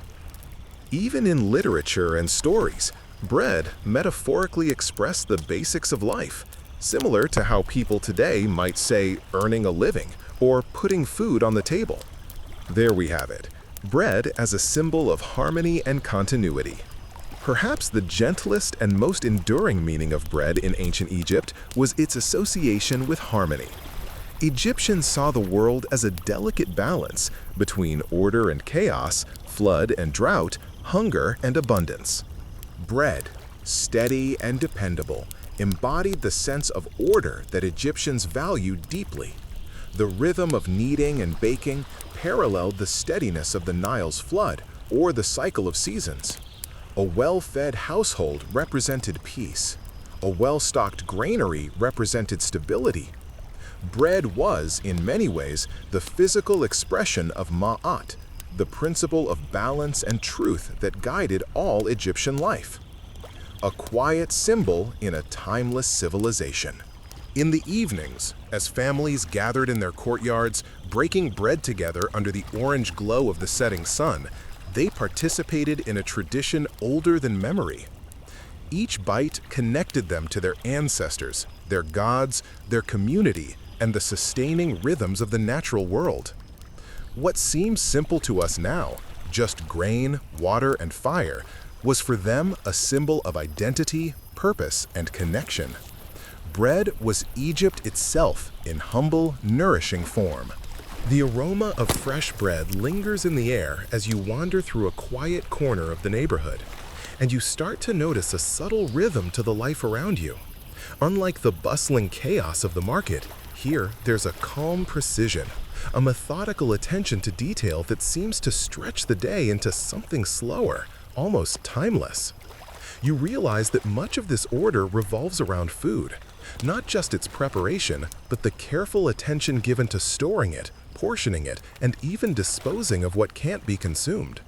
Life in ancient Egypt wasn't only about surviving, it was about maintaining balance, and bread was a perfect symbol of that balance. You pass a small household where a woman is arranging the day's baked loaves on a woven reed tray.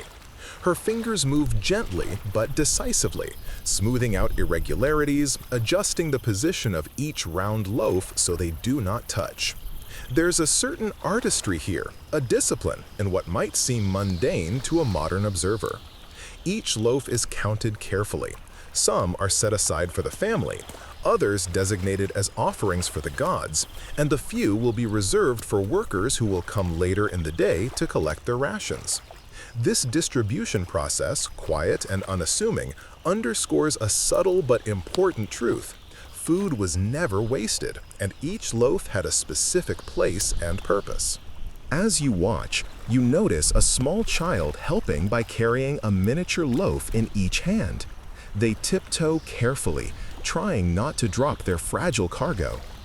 You feel a faint pang of nostalgia for simpler responsibilities in your own life, for small tasks that made you feel competent. The child's effort, while modest, reflects the early lessons of responsibility embedded in Egyptian culture. Everyone, from a toddler to an elder, had a role in maintaining household harmony. Nearby, a man sweeps the courtyard floor with a simple broom made of bundled reeds. He works around a scattering of flour that had spilled during the morning's baking. There's a grace in his movements, a fluidity developed over years of practice. Even the simplest chores were performed with care, and you can't help but notice the quiet dignity in each action.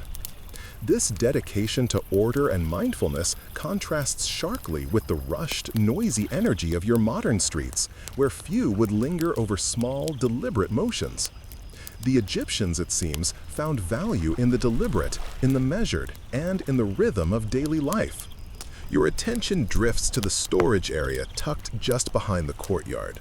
The bread loaves are stacked neatly in clay jars and reed baskets, their surfaces lightly dusted with flour. You notice how the containers are labeled, often with markings to indicate the type of bread or the intended recipient.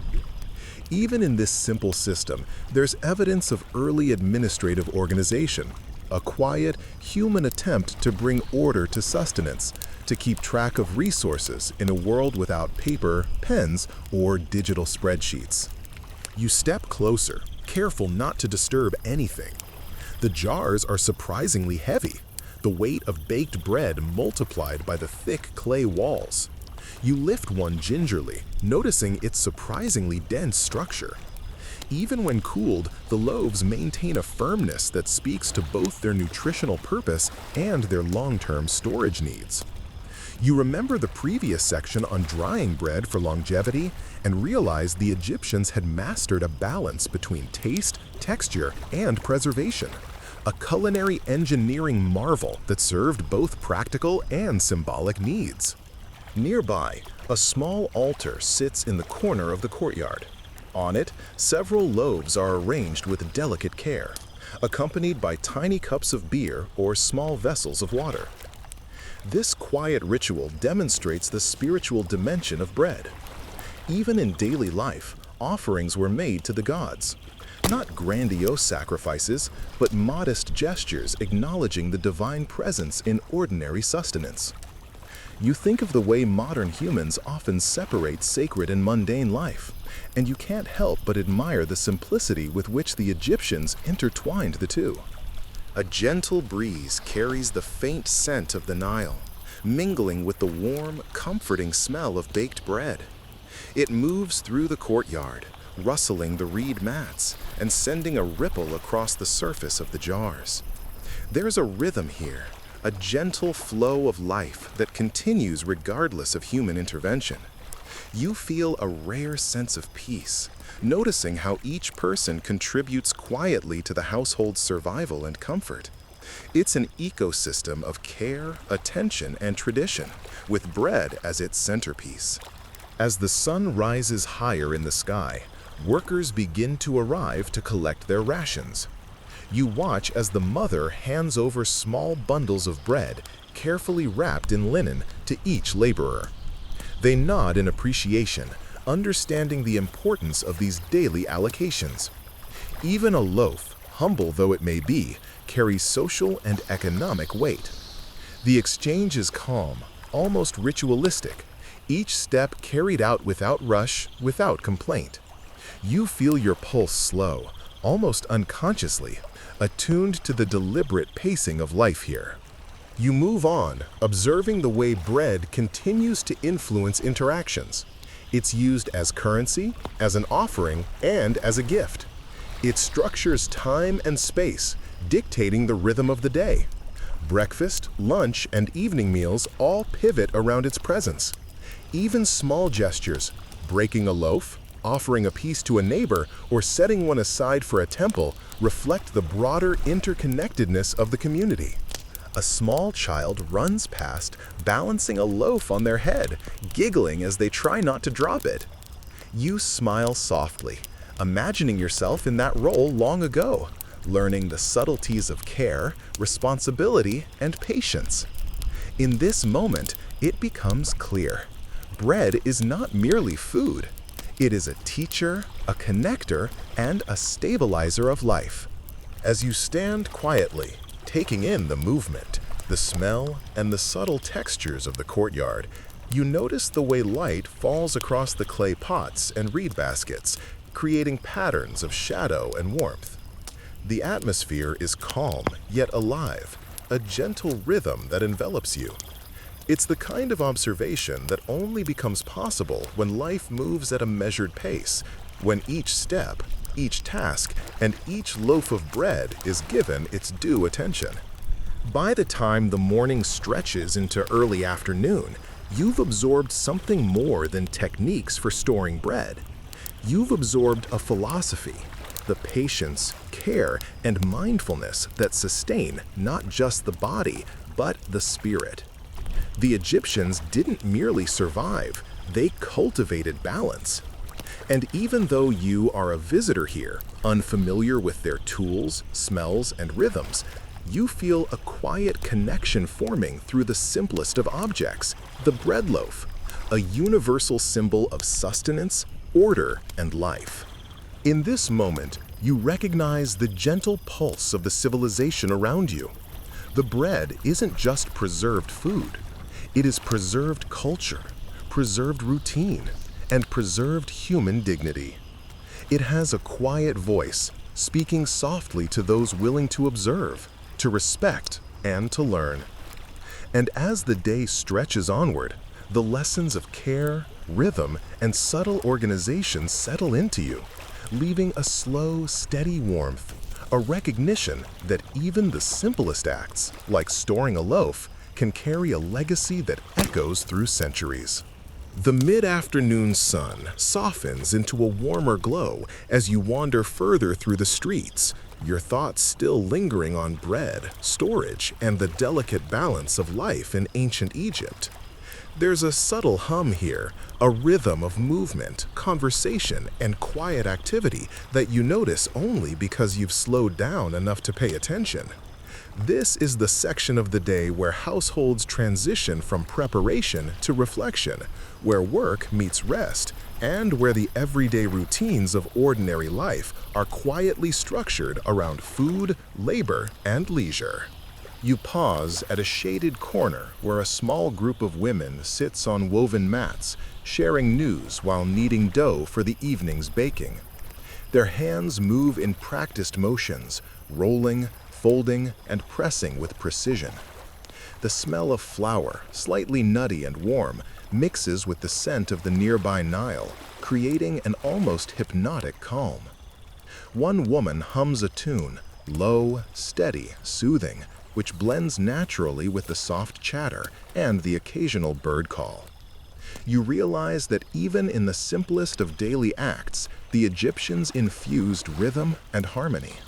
A man nearby tends to a clay oven, carefully stoking the fire with small bundles of dried reeds. The oven's interior glows faintly, and he gently rotates a loaf inside, adjusting its position to ensure even baking. You remember the story of workers paying attention to each loaf as if it were a tiny treasure, and here it feels tangible. The care, the intention, the patience required to transform dough into sustenance. You can almost feel the heat radiating from the oven on your skin, soft and comforting, yet insistent, a quiet reminder of the effort behind every bite. As you step further into the courtyard, you notice baskets of grain stacked in neat piles.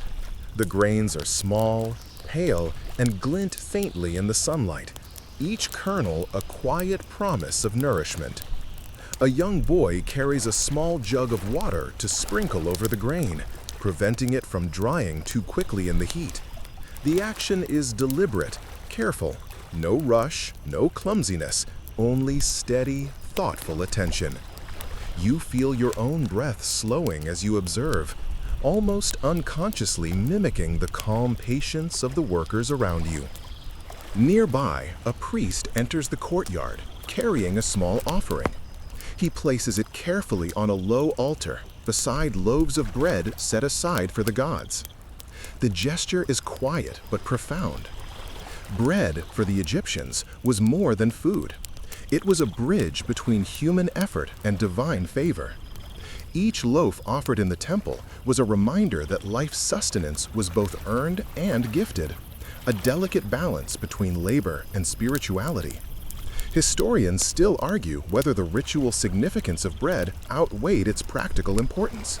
But standing here, you sense how inseparable the two were. You watch as the priest moves among the loaves, inspecting each one for shape, size, and quality. Some loaves are stamped with simple hieroglyphs, marking them as temple offerings. Others are plain, intended for consumption by laborers or family members. The variety is subtle but deliberate. Different breads for different purposes, each with its own meaning and audience. There's an elegance in this system, a quiet orchestration that transforms the act of baking into a ritual of order and care. Your attention drifts to the women kneading dough. One pauses to press a small indentation in the top of a loaf, perhaps to allow steam to escape during baking. Another dusts her hands with flour, a tiny cloud rising into the air, soft and almost magical in the afternoon light. You realize that these movements, repeated countless times across generations, have created a rhythm as comforting as a lullaby. Even without words, there's a quiet conversation happening here, a dialogue between hand, dough, and the enduring pulse of daily life.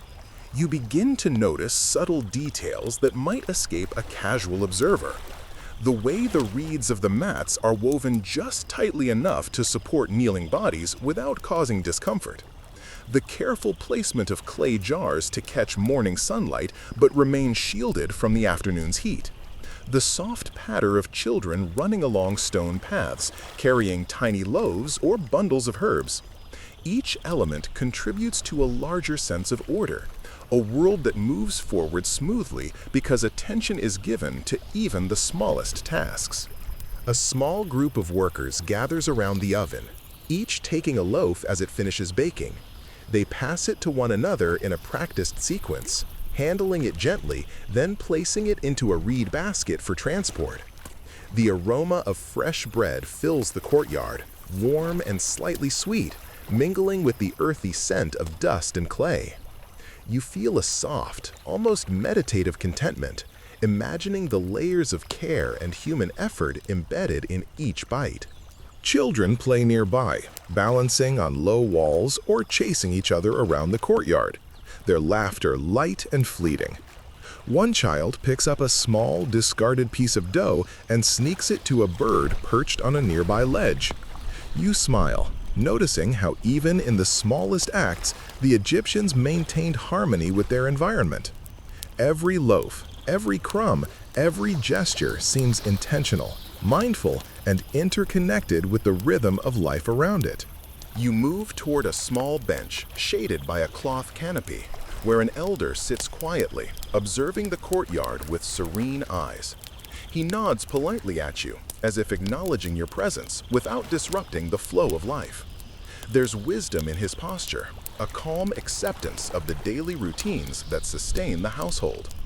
You realize that much of Egyptian life, from the grandeur of temples to the quiet corners of a kitchen courtyard, revolves around small, deliberate acts that preserve balance and continuity. Nearby, a woman carries a freshly baked loaf to the storeroom, where jars and baskets await. The movement is fluid, careful, and precise. You watch her gently set the loaf down, smoothing its surface slightly to ensure it rests properly among its companions. This attention to detail, repeated over countless generations, is what has allowed bread to maintain its place as both practical sustenance and symbolic anchor in Egyptian life. You breathe slowly, taking in the warmth, the movement, and the quiet energy of the courtyard. There's a rhythm here that is almost musical in its consistency, a gentle harmony between effort, patience, and reward. Even without participating directly, you feel the calmness seep into your own body, slowing your heart rate, softening your thoughts, and aligning you with the pace of life that has persisted for centuries. By the time the sun begins its descent, casting long shadows across the stone paths, you understand that the rituals of bread, storage, and domestic care are not separate tasks. They are the fabric of daily life. Each loaf, each gesture, each breath of warm, flower-scented air contributes to a timeless pattern of work, mindfulness, and harmony. And you, a visitor from the future, are allowed a rare glimpse into this delicate, enduring world. The courtyard gradually quiets as evening approaches. Bread is safely stored, the children's games subside, and the workers retreat to their own homes. You linger for a moment, appreciating the soft golden light on clay jars and reed baskets. The aroma of baked grain still hangs in the air, comforting and grounding. There's a lingering sense of peace, a quiet understanding of the small, deliberate acts that sustain life, culture, and connection. And as you prepare to leave this tranquil scene, you carry with you a new appreciation for the rhythm, care, and enduring symbolism that ancient Egyptians infused into something as humble as bread. As the evening deepens and the sun sinks behind the horizon, casting a warm amber glow over the Nile, the quiet rhythm of daily life begins to shift toward reflection and preparation. You wander through the settlement, still carrying the soft impression of bread, storage, and ritual in your mind, and notice a new side of life emerging, one shaped by social interaction, storytelling, and the gentle routines that sustain a household beyond the necessities of food. The Egyptians, you realize, valued not only survival, but connection, learning, and the sharing of knowledge. You pass by a courtyard where a small gathering has formed, a few men and women sitting cross-legged on mats, discussing the day's work while sipping from jars of water and small cups of beer.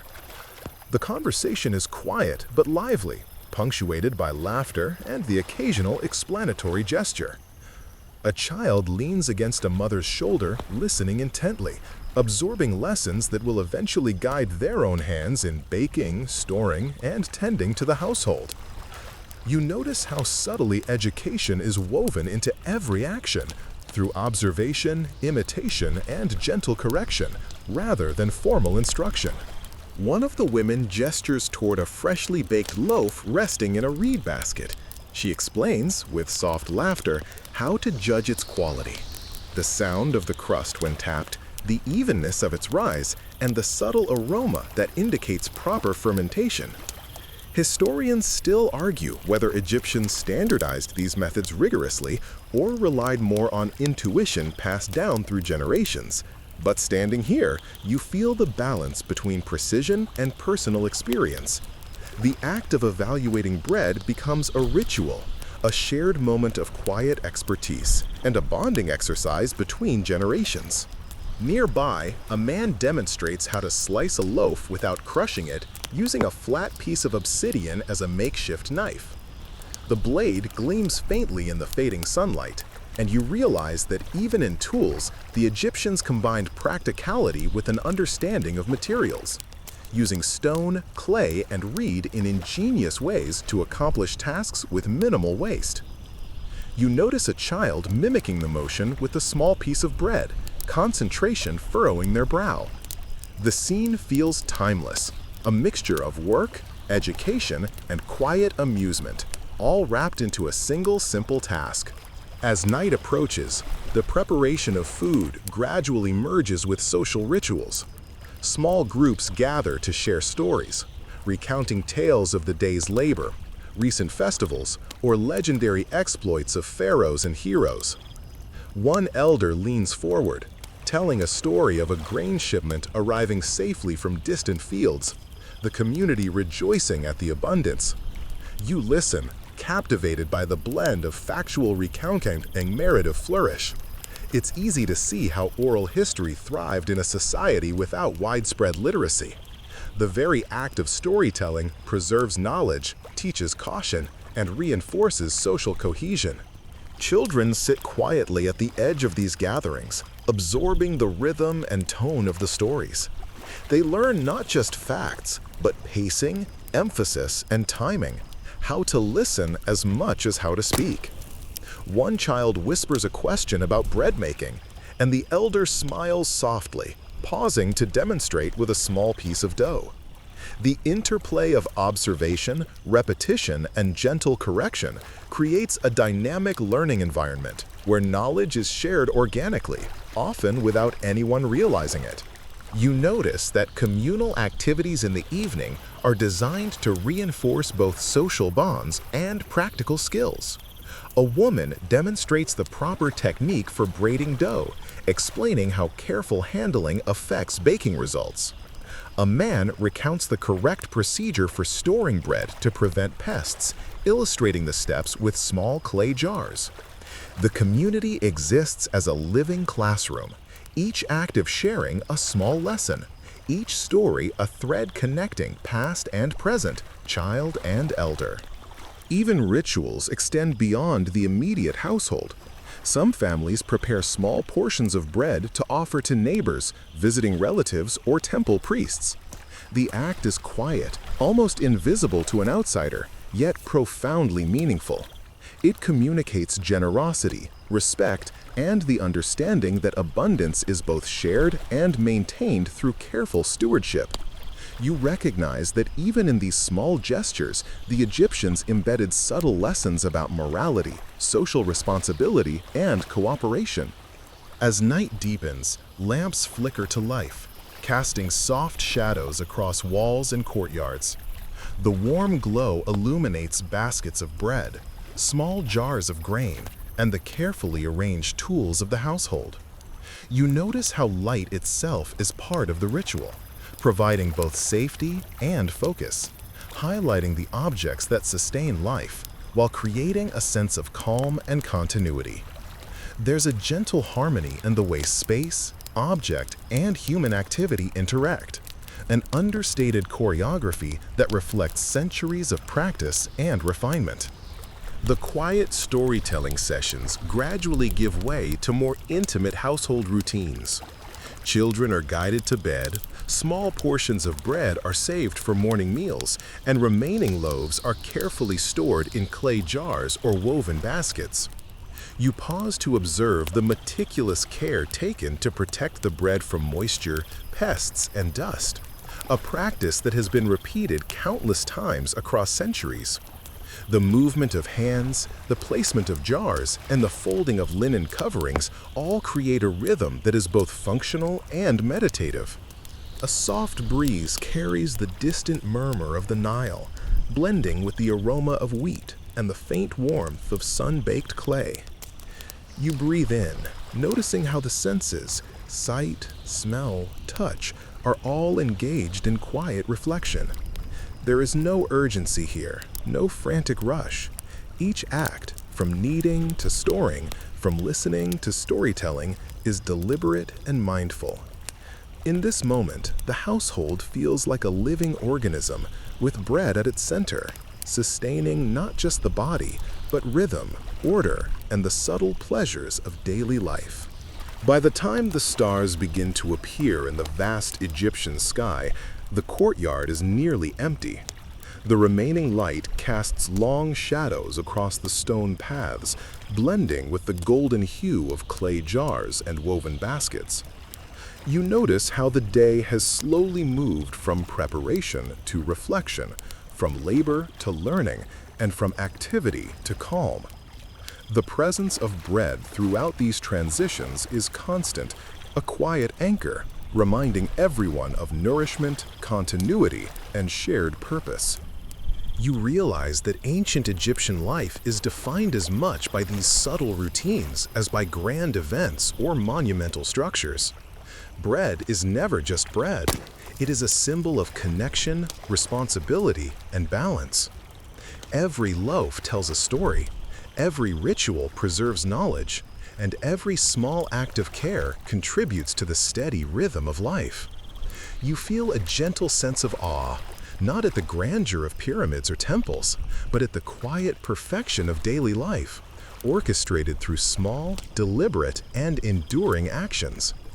And as the night fully descends, you carry with you the impression of a civilization that thrives not only through labor and ingenuity, but also through careful observation, mindfulness, and a profound respect for the simplest of sustenance. Bread, storage, and ritual come together to form a web of human experience, connecting body, mind, and spirit in a gentle, enduring rhythm that whispers across millennia. Night settles gently over the Nile, and the village seems to exhale as activity slows to a near whisper.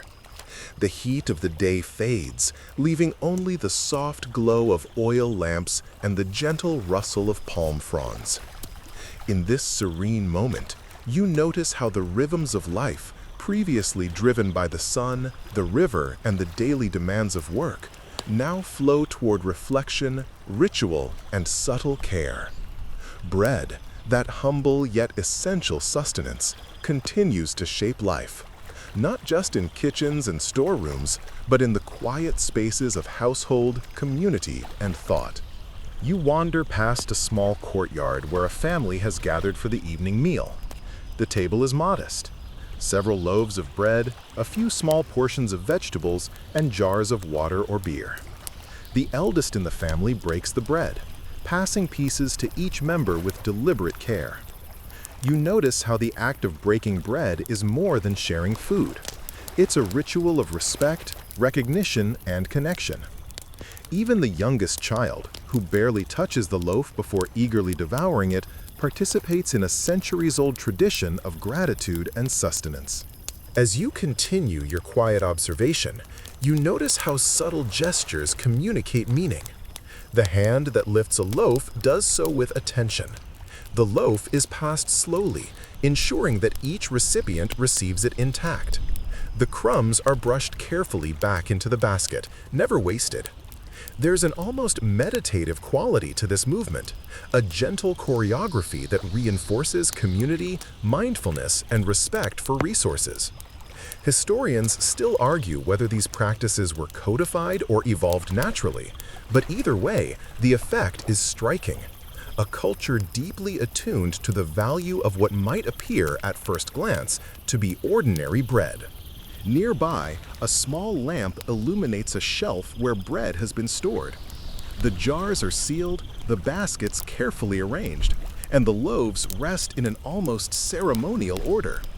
You notice the care taken to rotate the bread, older loaves toward the front, newer ones behind, ensuring freshness and preventing spoilage. This simple practice demonstrates the Egyptians' quiet understanding of time, decay, and the need for careful attention in all aspects of life. You feel a soft admiration for the thoughtfulness embedded in routines that modern life often overlooks. A group of women sit together, sharing stories and teaching younger girls how to bake. One instructs a child on how to knead dough properly, emphasizing even pressure and patient folding.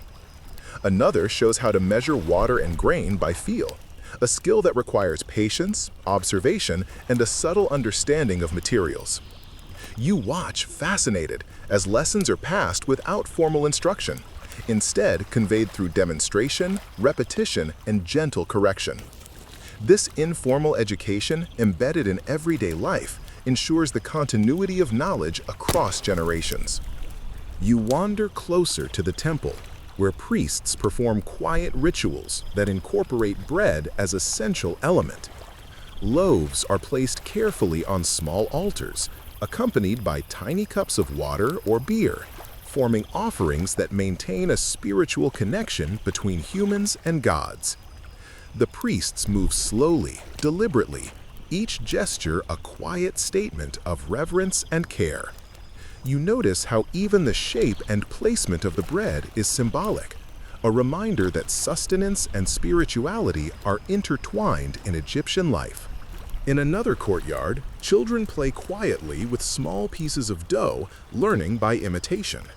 They mimic kneading, rolling, and shaping techniques, practicing motions that will become second nature as they grow older.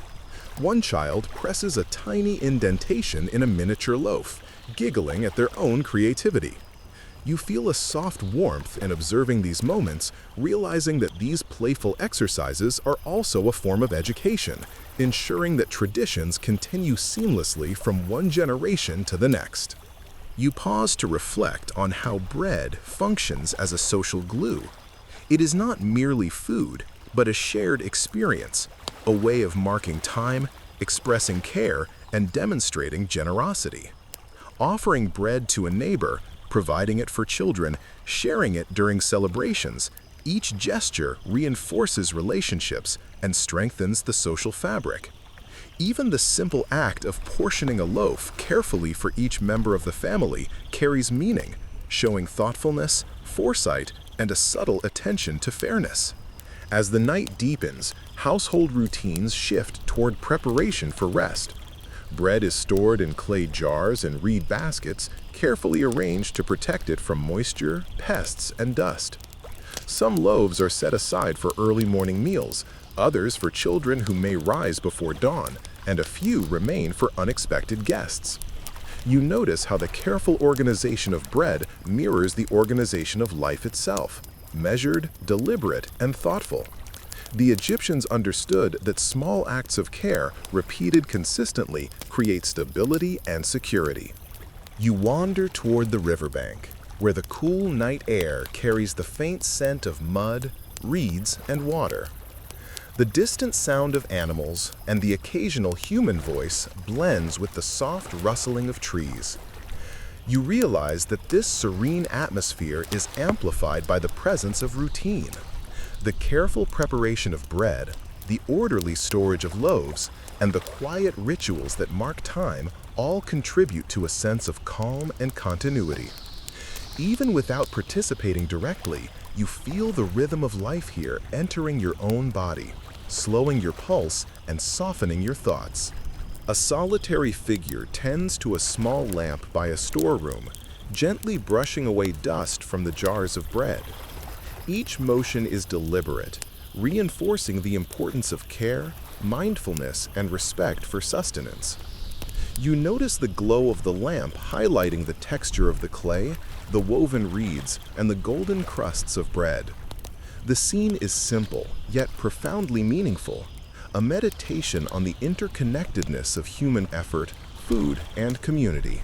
You take a slow, deep breath, absorbing the sights, smells, and subtle sounds of the evening.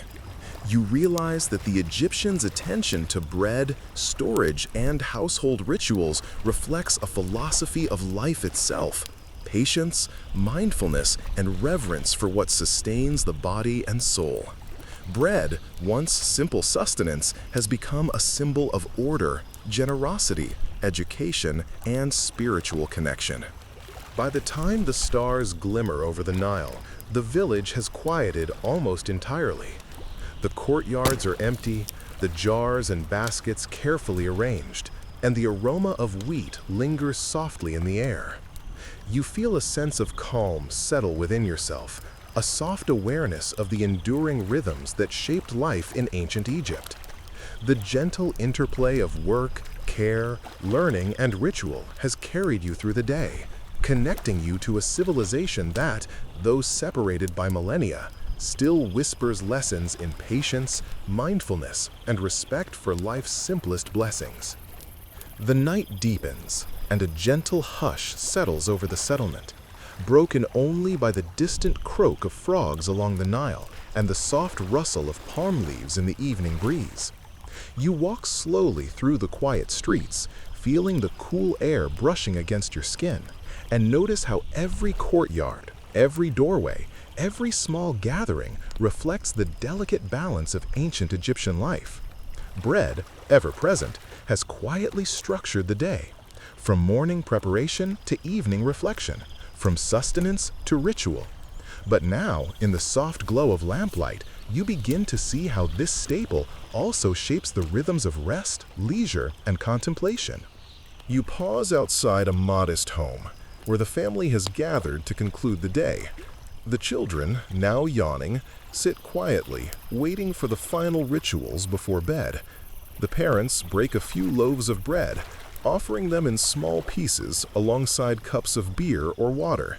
The gesture is simple, almost imperceptible, yet it carries layers of meaning, nourishment, gratitude, and an acknowledgement of the cyclical nature of life.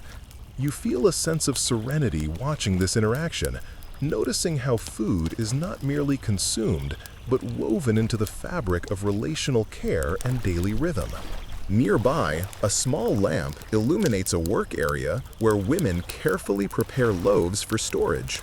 Some are wrapped in linen or placed in clay jars, their surfaces lightly dusted with flour. The care taken in arranging these loaves demonstrates a quiet awareness of the fragility of life and the importance of preparation. You realize that the Egyptians were constantly negotiating between effort and preservation, between the needs of the present and the demands of the future. Bread, in its humble consistency, becomes a symbol of foresight, patience, and mindfulness. Children sit close by, engaged in small, quiet games, or practicing the movements of kneading and shaping dough with playfully exaggerated gestures. You watch as a girl imitates her mother's folding technique, pressing lightly with her fingers, and notice the precision in her small movements. Learning here is organic, woven into observation and imitation rather than formal instruction.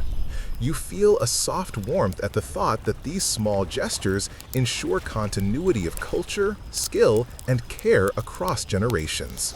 A man tends to the courtyard's oven one last time, adjusting embers and checking for any remaining loaves that might need a gentle touch. The glow of the fire casts dancing shadows on the walls, and you feel the comforting rhythm of human attention sustaining the household. Historians still argue whether Egyptian baking methods were standardized across regions, but the emphasis on care, timing, and precision is undeniable. The attention paid to every loaf transforms a mundane task into a meditative practice, blending labor with mindfulness in a way that seems almost timeless. You wander toward a communal area where older children and young adults gather to exchange stories of the day. They speak softly, recounting moments of success, humorous mishaps in baking, or lessons learned in grain storage. These stories are small threads in a larger web of communal knowledge, connecting individuals to each other and to the practices that sustain life. Even in their levity, the tales carry practical lessons: which grain mills best, how to avoid spoilage, and subtle hints on improving kneading techniques. Bread here becomes both metaphor and medium, a lens through which culture, education, and connection are expressed. As night deepens further, you notice subtle signs of preparation for sleep. Mats are rolled, lamps trimmed, and remaining loaves secured. You pause at a doorway where a small girl arranges a few leftover crumbs into a neat pile for the birds outside, a quiet act of care that reflects respect for nature and resourcefulness.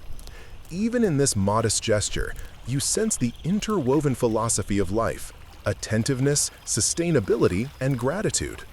The Egyptians, it seems, understood that every act, no matter how small, contributes to the harmony of the household and the broader environment.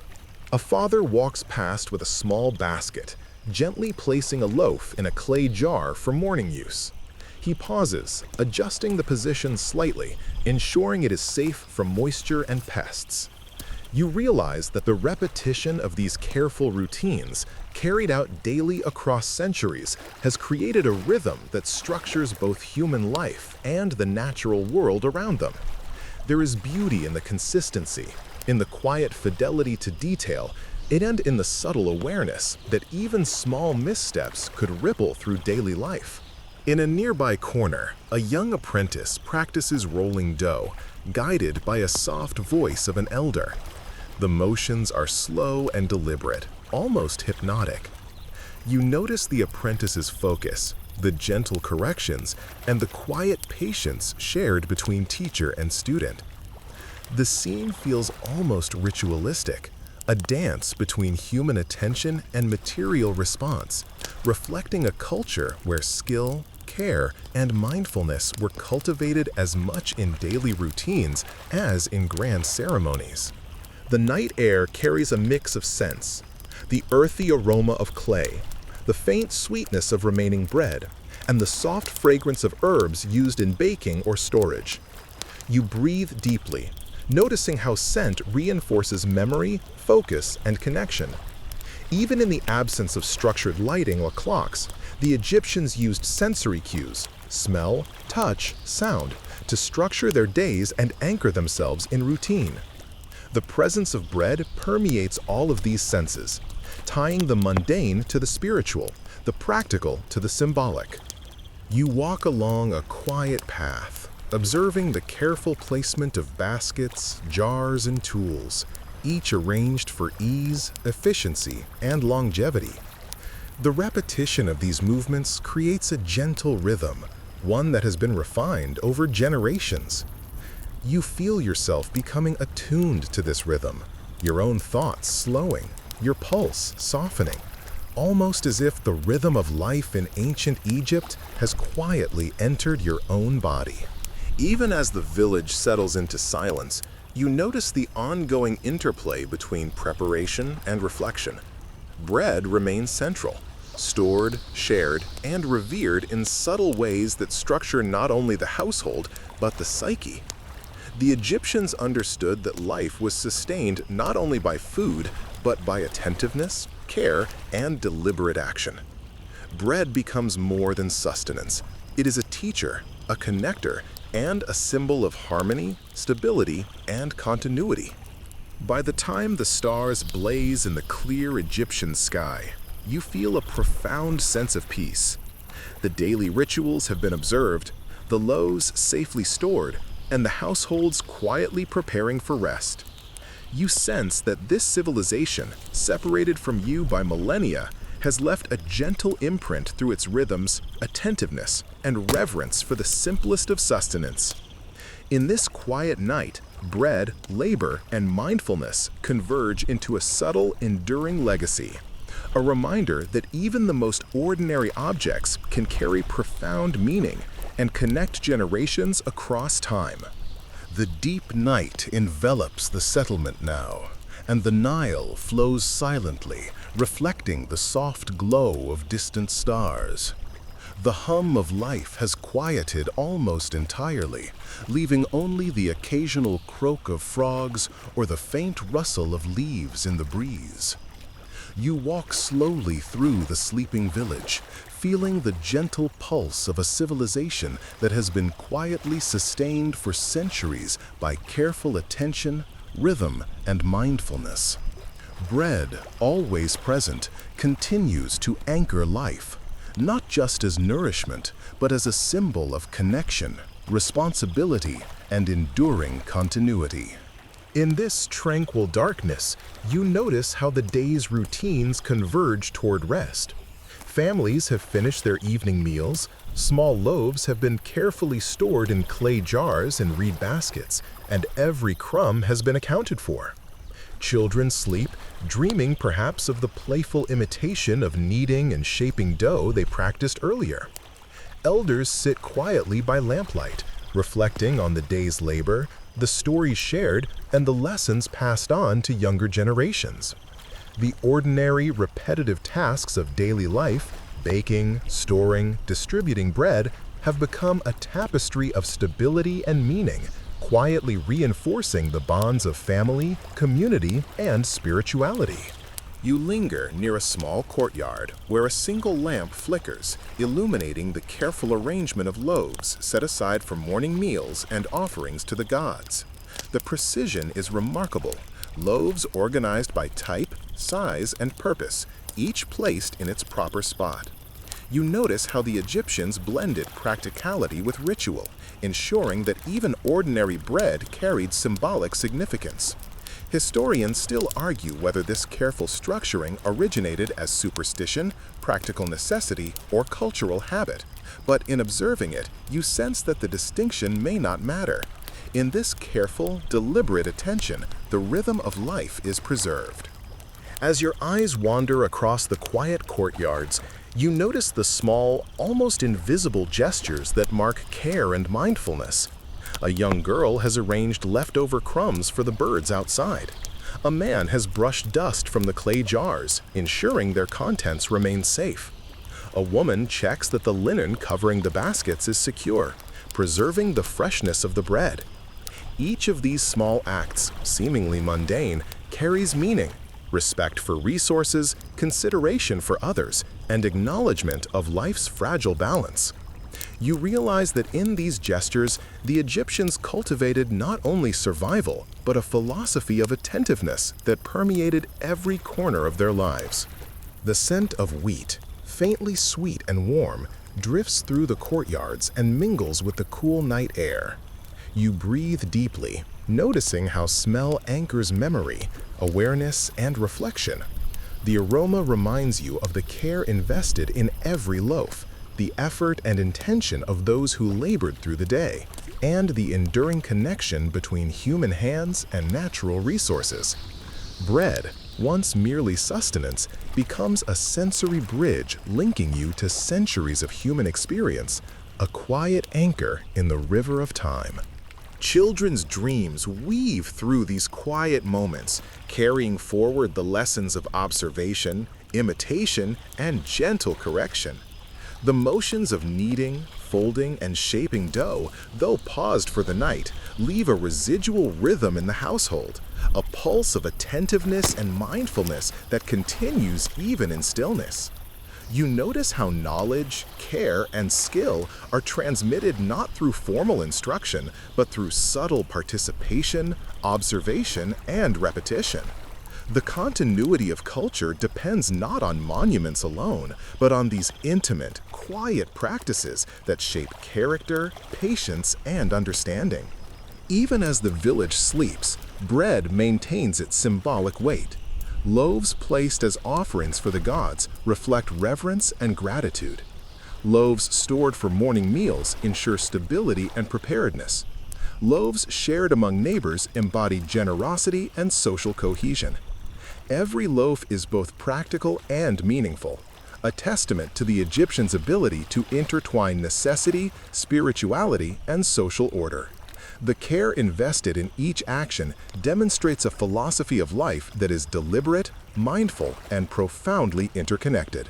You wander along the riverbank, the cool night air carrying the faint scent of mud, reeds, and water. The stars glitter above, mirrored in the smooth surface of the Nile, creating a sense of vastness and continuity. The quiet rhythm of the settlement, structured around bread, labor, and ritual, feels like an extension of the natural world itself. You realize that the Egyptians understood balance, not only in agriculture and sustenance, but in human behavior, community, and the passage of time. Bread, in its simplicity, embodies this principle, connecting the ordinary to the divine, labor to leisure, and past to future. A soft breeze carries the faint laughter of children replaying their day's lessons in dreams, echoing the gentle hum of the household. You reflect on the continuity embedded in everyday life, the careful preparation of loaves, the meticulous storage, the quiet rituals of offering, and the subtle education of younger generations. Every action, no matter how small, contributes to a cohesive, enduring system. Even as centuries pass, the rhythm remains constant, a testimony to human ingenuity, mindfulness, and care. Now, as the night reaches its deepest hours, you feel a profound sense of calm. The village, the courtyards, the ovens, and the loaves of bread rest in harmony, each element in its place. You carry the lesson of patience, attentiveness, and quiet stewardship with you, that life, even in its simplest acts, can hold profound meaning. The Egyptians, through their daily routines, have preserved not just sustenance, but the rhythm and structure of life itself. And so, you settle into your own quiet reflection, allowing the calm, deliberate rhythm of ancient Egypt to flow through you. Bread, simple yet profound, has carried you on a journey through daily labor, ritual, community, and contemplation. Its presence, constant and enduring, reminds you that the smallest acts of care, kneading, storing, sharing, can echo across generations, shaping life, thought, and culture in ways both subtle and timeless.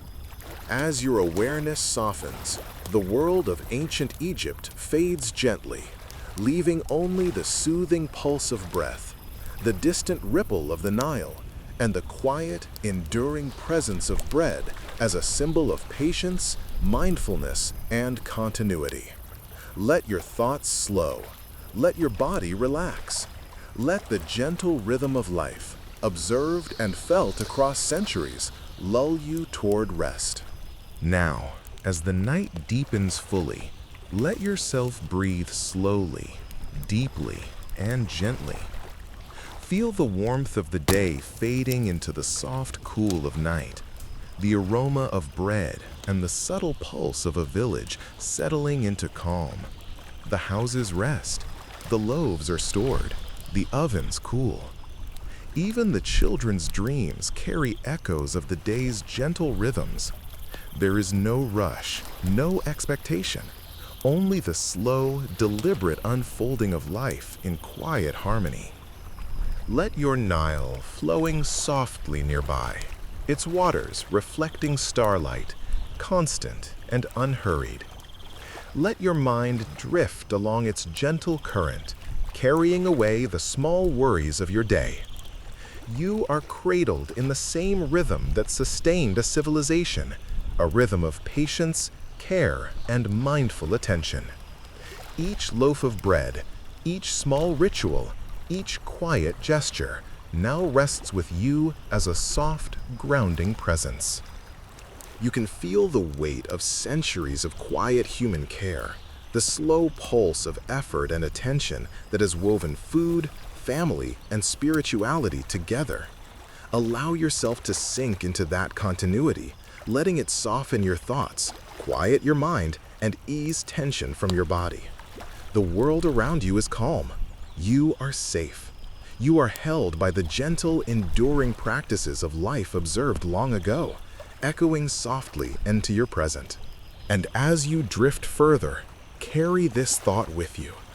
Even the simplest act, kneading, storing, sharing, can ripple outward, creating harmony, connection, and calm. Let it guide your breath, let it settle your thoughts, and let it carry you into a peaceful, restorative sleep. Sweet dreams. End of script. Sweet dreams.